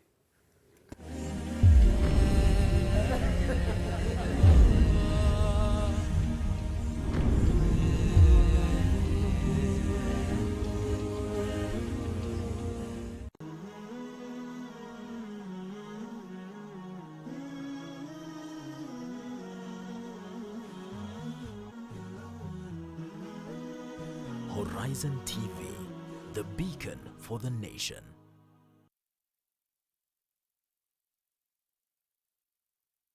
Are you finding difficulty to find us on Azam Decoders? Rescan your Azam Decoders and find us on channel 008. Horizon TV, the beacon for the nation. Angalia Uislamu ulipoanza ulianzaje? Ulianza kwa istidraj, ulianza kwa polepole. Wewe Adam alayhi salam, si umeonyeshwa kwamba ni bora kuliko malaika? Hawa malaika wamekusujudia wewe. Kwa hivyo hata ukiwa malaikaini ni jambo kubwa kwa hakika, na wao wamekusujudia wewe. Mwenyezi Mungu Subhanahu wa Ta'ala anasema, wala talbisul haqqa, musichanganye haki au kweli bilbatili na uongo.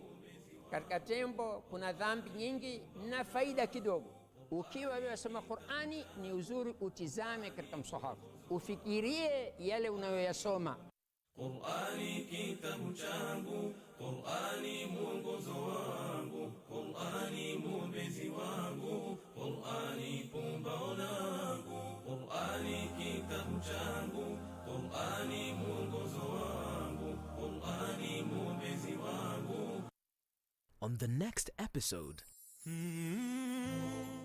kuna wale ambao kwamba katika maeneo fulani, mimi nishaenda ziara mwenyewe, wao ndio wanajilinganisha na ukoo wa Mtume sallallahu alaihi wasallam. In fact, ndio wanafaa wawe zaidi, wawe na tekeleza sunna zaidi kwa Mtume sallallahu alaihi wasallam zaidi yetu sisi. Wao wenyewe ukienda katika makaburi zao, minara imewekwa fence, wamewekea mpaka kivuli kabisa, asipigwe na jua akiwa ndani ya kaburi yake.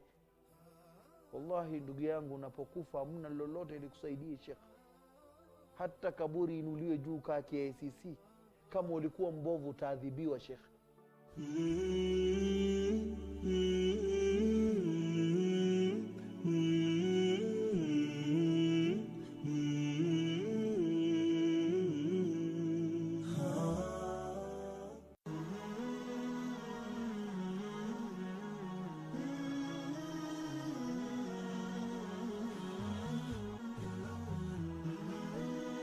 Horizon TV, the beacon for the nation.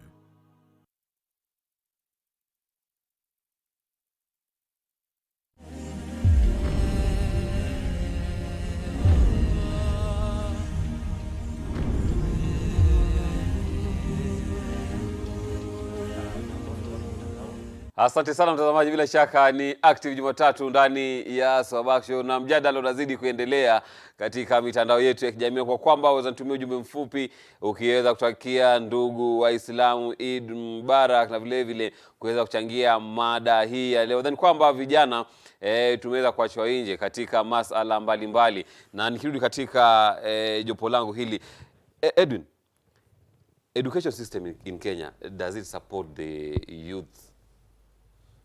The education system has been made in such a way that you must fight your own battle, and you must chart your own path, and you must carry your future, your dreams and visions in your own hands.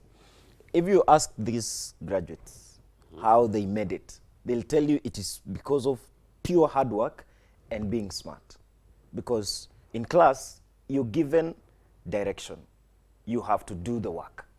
They have done their work, and that's why they qualified for graduation. Again, you look at our education system, has been very punitive. We even don't go to class for the entire semester, but we come the final week, we cram enough to answer the questions for the teachers. We even And don't... is that good for the youth and for the students? Mr. Perez? I find it not fair, because you are in campus for 3 months.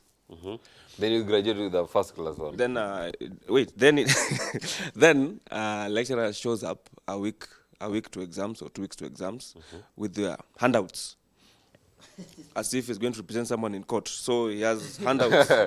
So, and those are like 7 lecturers, 7 lecturers, and those So are 7 units. You need to read them. You need to understand. You need to read them that week. You need to interpret them, and you need to go and put them on paper in an exam room. It is not fair. You don't have to understand. You just need to cram. So we are From the students who are good at cramming. You know, So from the majority of university students do cram. But it's not only just from the university. Look at it from the onset, since day one of joining kindergarten, preschool. Our education system is exam oriented. You know, and if you want to know it's really exam oriented, look at it where people Not even finish school. Not skill oriented and not exam oriented. Exam oriented is where people only read for exams. If you want to prove, look at it this way: people who finished school, how many books do they even read in a month, in a year, in 10 years, in a lifetime? You can even find 0. People don't even read outside the exams. And how can you, there is a saying that I say it with bitterness, that if you want to hide something from an African, put it inside a book. And that conversation really needs to change, because we have to start reading, we have to start knowing things. That is how we grow. So, according to this discussion, are we youth ready for the job market out there? No, we are ready. You see, these young people are very dynamic. Much as they would cram for exams, they know how to survive in this world.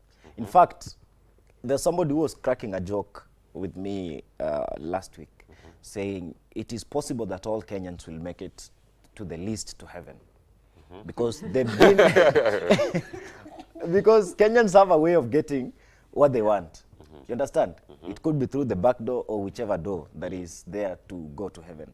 So, young people in this country, give them a chance, they will perform. Because they are always hungry and willing to learn and better themselves. Because, look, they've been through very tough times, very trying, and just by the fact that they are able to survive to this end, tells a lot about the resilience and the strength of young people. The problem we are having with our government is that the government, when it comes to appointment, to positions, they don't trust our young people. Right. But they rally and rely on our young people when it comes to matters, voting. That's when they come and say youth agenda 2, youth agenda 3. But they have nothing to offer on the table. Because look at what is happening right now. This BBI thing that they are going around the country using taxpayers' money for no reason to come and tell us referendum, create prime minister. We already know. So they should not move around. They should just come and tell us, let us go to a referendum and come and misuse our young people. International Youth Day in Kenya has no relevance. Exactly. The government does not trust young people. The government does not provide the opportunity for young people. When they come with programs to empower young people, they already have a predetermined list. You apply just for the sake, but the people who are going to benefit are already known. You understand? The Kenyan youth today, and youths in Africa in general, are living in isolation because their minds have not been liberated enough. Because they are amoebic. Because if today a leader comes and says this, they change in shape, they move in that direction.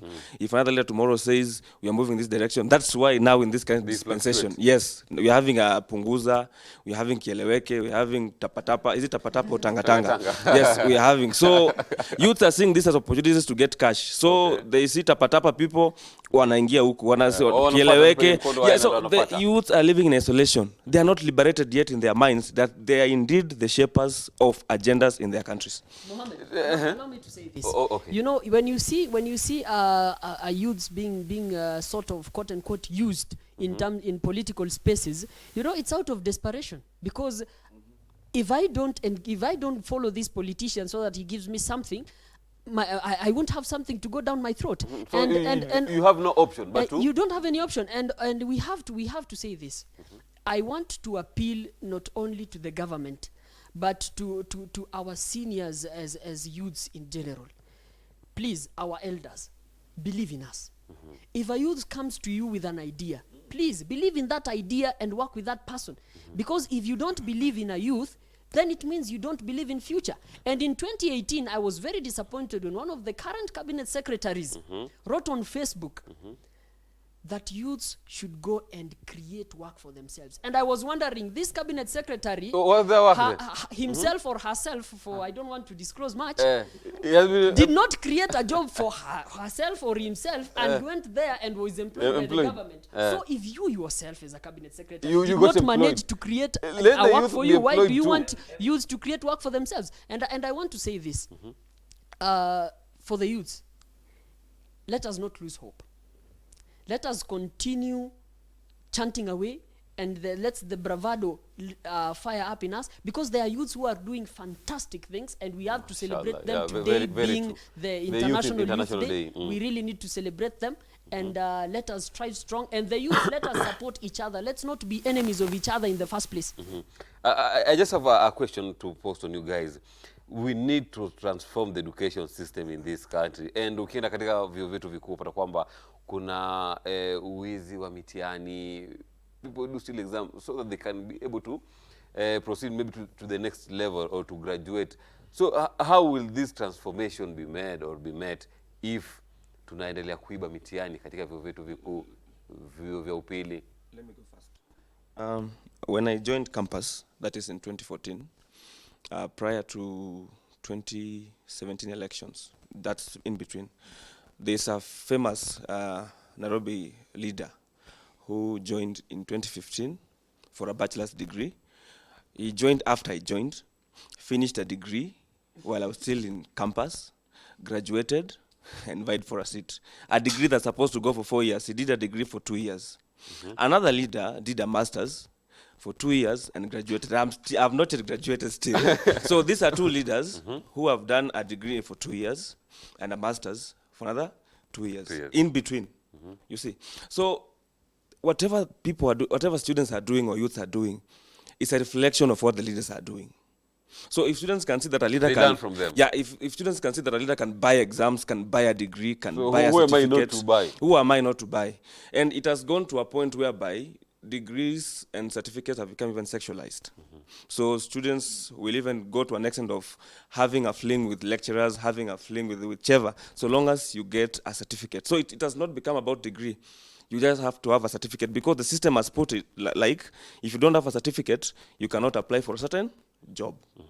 That is the challenge we are having. You see, we appreciate stealing of exams in campuses, because a society is not complete without deviance, because we are not living in heaven. I think that's a very wrong way of justifying something. Very wrong way. Very wrong way. Defend myself. Can I defend myself? Please do so. Yes. Quickly, before we go for a short commercial break. This is the world. This is not heaven. Heaven is where there is righteousness and sanctity. So we must appreciate people who make mistakes. So that's why we play on the mud. Because it's available. That's why, yes. How can you appreciate someone who is making a mistake? We appreciate because it puts the laws into practice. Because how will the society run without deviance? If I can just chime in quickly. There is this very I don't know. I like a word for it, but there was statistics that was released in the year 2018 at around October, and it ranked that in South America and Africa there is very high university people joining universities, more than even Europe and the United States of America, and it came as a concern for me. Why is this happening?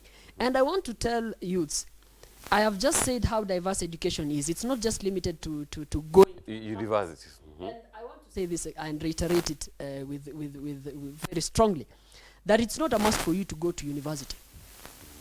Who said it's a must? Because today we see it as if once you've graduated from high school, even people in the community look at you like, you didn't manage to go to campus. Oh, okay, you are not hardworking. You managed to go to campus. Mashallah, you are a very hardworking guy. It's not a must for you to go to campus. You can do your own thing outside there. There are people who are doing excellent things. There are people who are designers and they've never gone to any design school. Very true. They are very good. So it's not, we have to change. There needs to be a paradigm shift from these things that we fix to ourselves that you must go to university. Okay, let's go for a short commercial break. Then we can, when we come back, we'll come and finalize on everything about the today's topic, Youth International Day. Mtazamaji, tazama kidogo, tukirudi tutakuwa tunaendelea na mjadala ambao umechacha hapa studioni. Kila mmoja anapigia upato vijana kuweza kupewa kipaumbele. Wanasema kwamba vijana wanaweza, na bila shaka vijana wanaweza. Vijana ni viongozi wa sasa, sio viongozi wa kesho.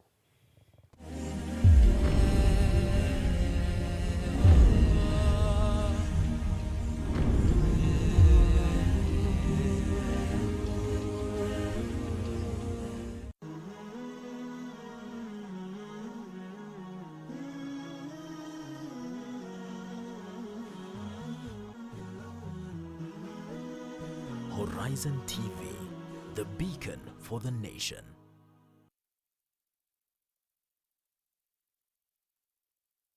Are you finding difficulty to find us on Azam decoders?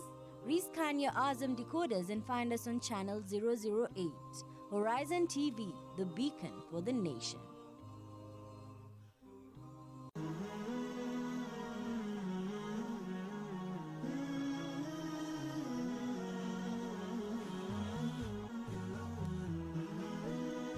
Horizon TV, the beacon for the nation.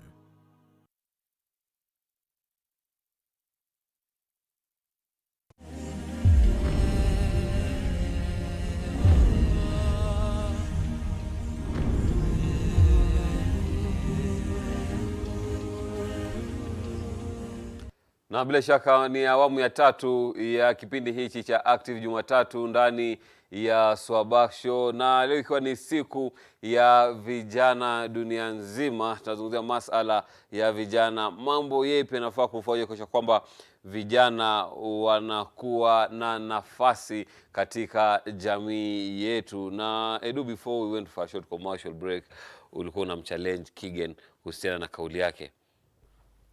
Yeah, he has advanced a very sensitive argument, but anchored it very weakly.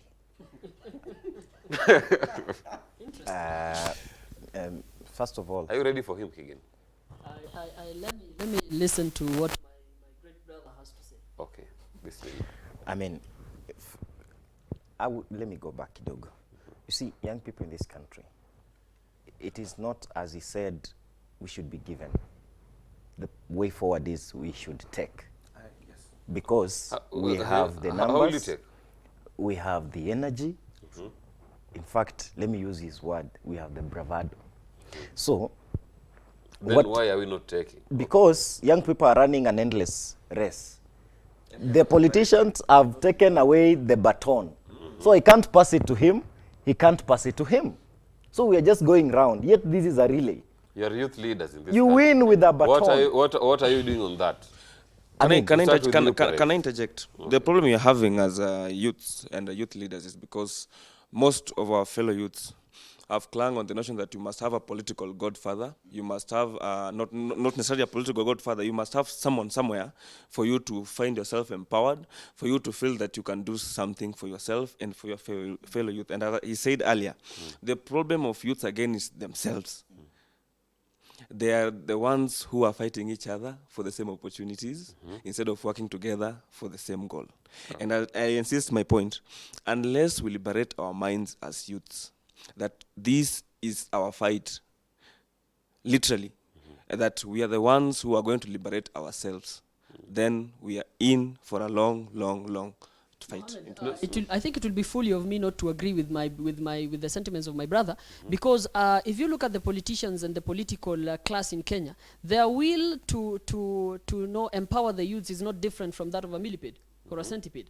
And we have to come back to what he has also said, that the youth, sometimes we have a challenge of becoming a problem in our own selves, because if we group ourselves as youths today in Kenya, and then something just comes up and you see ourselves start dividing ourselves in political lines, in tribal lines, in political and tribal lines. And we should not forget also that we have ourselves in the first place, because let us take an example. Let us take an example, Mohammed. Let's say I am a social media analyst, for example, or I am a PR analyst in social media, an influencer. What is the difference between me as a social media influencer in Kenya or another one in Beijing or London or New York? What is the difference between the one in Kenya? The one in Kenya sees himself as a 17-year-old social media analyst, so to speak. But the one in Beijing, London, or New York sees himself or herself as a professional social media analyst who just happens to be 17. In fact, I agree with them. So are we having adults in Kenya who are toddlers?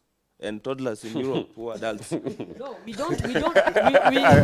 I think you've missed the point. The point is we lack the professional. We don't believe in ourselves. We just think that our circles we feel like we are too young to do these things. Like our circles are only limited to ourselves, in that you don't see yourself championing and becoming the best in the world. That's why we have that challenge of sometimes not believing in ourselves as we ought to do. Because let me tell you one thing: once you are outside there in the world space, what you've done, you've chunked away. What will others do?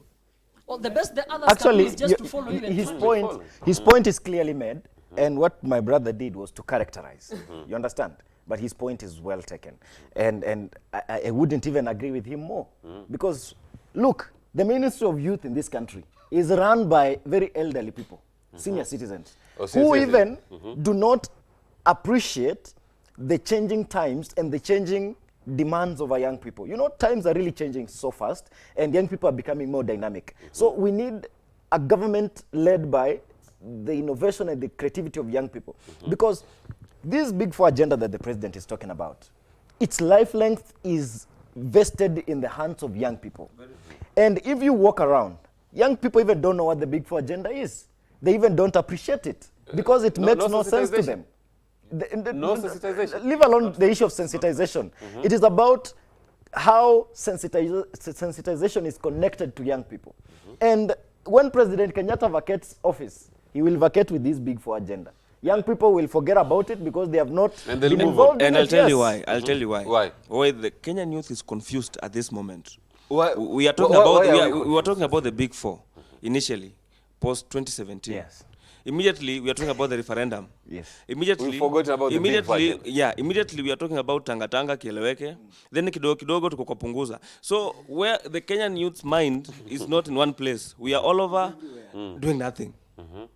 You see, that's actually we've become a jungle of everything, yes, and specialists of none. I think that is on a political note, but in as much as politics is played, it should never interfere with the empowerment and development of the youth.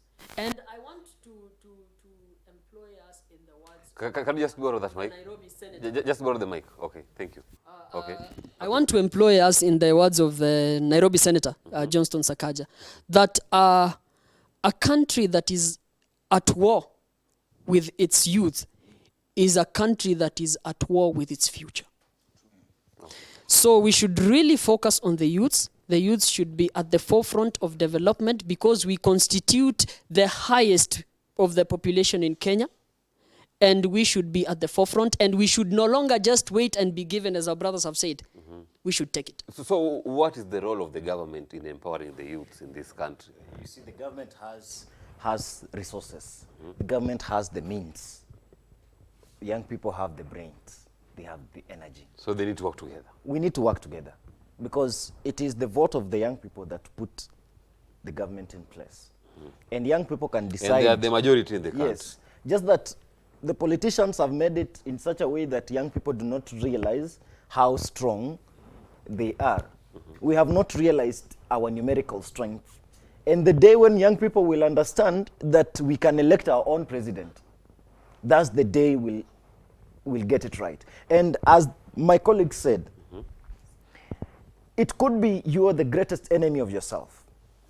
And until you liberate yourselves from being an enemy of yourself, you will not make a step moving forward. First of all, you must free yourself from the clutches, the cocoons that you've been put in it. You see, our politicians have made young people to just think about a handout. If a politician holds a rally there and people hear they are going to be given something, you'll see how they'll flood the area. They'll not even put the leader to task. Yeah. That's why our civic engagement is so weak. They call it standing allowance. Yes, you see, our civic engagement is so weak. We don't put our politicians to task. You understand? On serious issues that matter to the country, we cannot hold them to account because look at the structures put in place to hold our leaders to account. They have watered down the stringency of the Integrity Act. They've watered down all the channels of recalling. It's actually a tall order to recall a mere MP. It is a tall order. Not to think about impeaching a president, which should be a process that is clearly defined in the law. You see, our leaders do not care whether they make mistakes or not. It's none of their business. It's none of their business when they make mistakes, as long as it is benefiting them and they're getting money and they have the capacity to go and rally their people, their tribe, and say, look, we are being targeted, yet they are the thieves. We will not make progress. Until young people say enough is enough to all this, we must do what the French people did.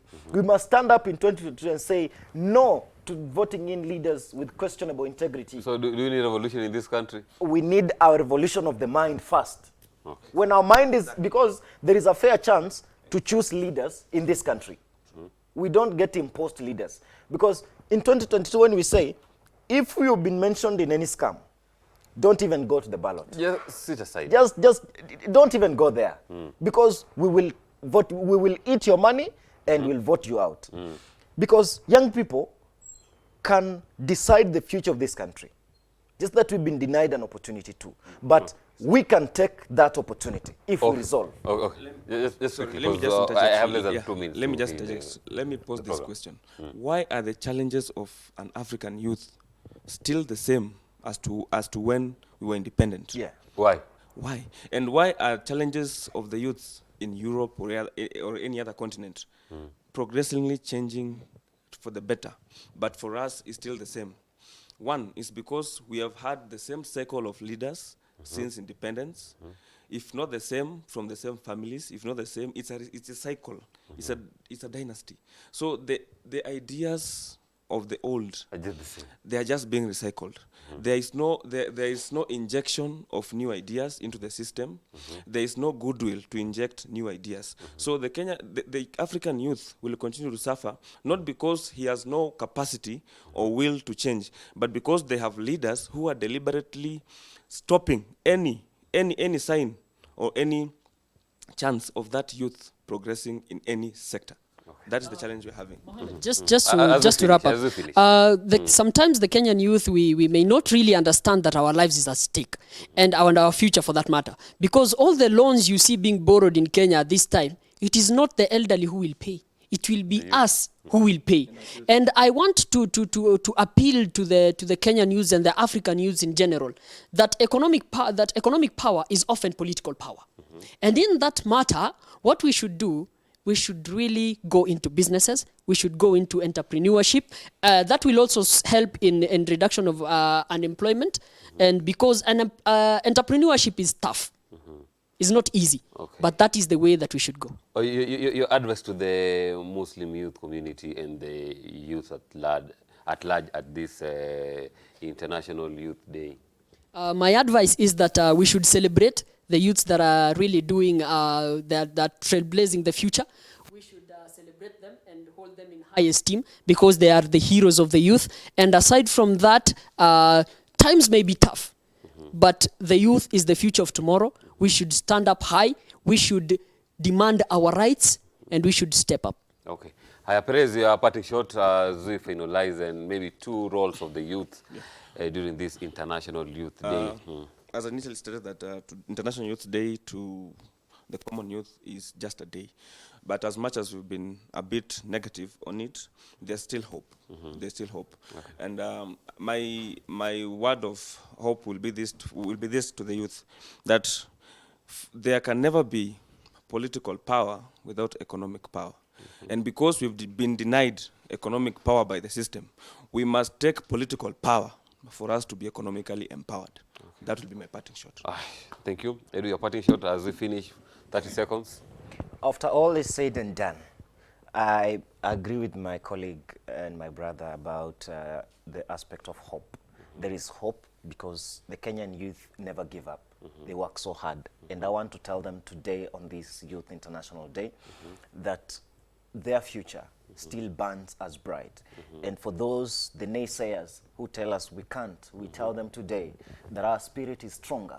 They can never outlast us, and we will always defeat all the forces of negativity, and will overcome all the barriers against all odds and make it. And for young people out there, I want to tell you that today, let us make a solemn decision to make decisions moving forward rationally. Let us not be hoodwinked by these handouts that cost us so dearly on implementation of projects and infrastructural development. Let us be focused on innovation and creativity. Let us put our government to task. Let us ask them tough questions. Let us put aside tribal differences. Let us put aside any other difference that might be a barrier and embrace unity, cohesion, and let us work together for the good of our country. Oh, thank you so much. And I have a message from Halake.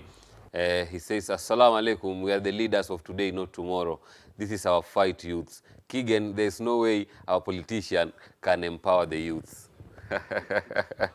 That's our viewers. Na mtazamaji, hadi hapa itabidi niweze kufunganya virago vyangu na kuweza kubanduka studio. Bila shaka shukrani sana kwa kuweza kufanikisha kipindi hichi. Shukrani sana kwa wale wote ambao wameweza kuhakikisha kwamba kipindi hichi cha Active Jumatatu kinapeperushwa moja kwa moja. Piga picha wangu namuona Binyamin hapa, namuona Abdo, bila kumsahau photographer wangu ambaye pia ni social media manager Abitham Jamaldin. Anasema kwamba nahodha anatoka hapa anaelekea The Hub Karen, ambapo kuna event ambayo inaendelea kule, na Jata kwa kule amepiga kambi ili kuhakikisha kwamba watu wanapata burdan, wanasema hivyo, watu kutoka kule the Lakeside. Shukran sana Isa Mtama, shukran sana Suleiman of Tumbo, shukran sana Muhammad Gitonga, bila kumsahau sound engineer Muhammad Otwe. Niseme kwamba na kuaga kwa sasa, ni kuambia kwamba tupatane mida ya baadaye ndani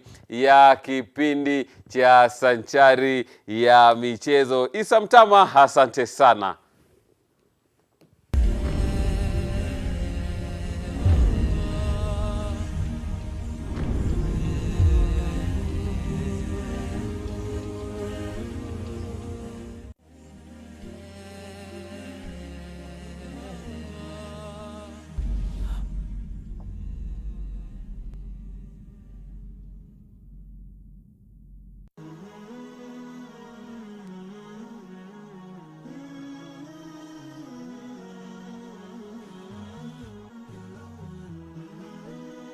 Horizon TV, the beacon for the nation.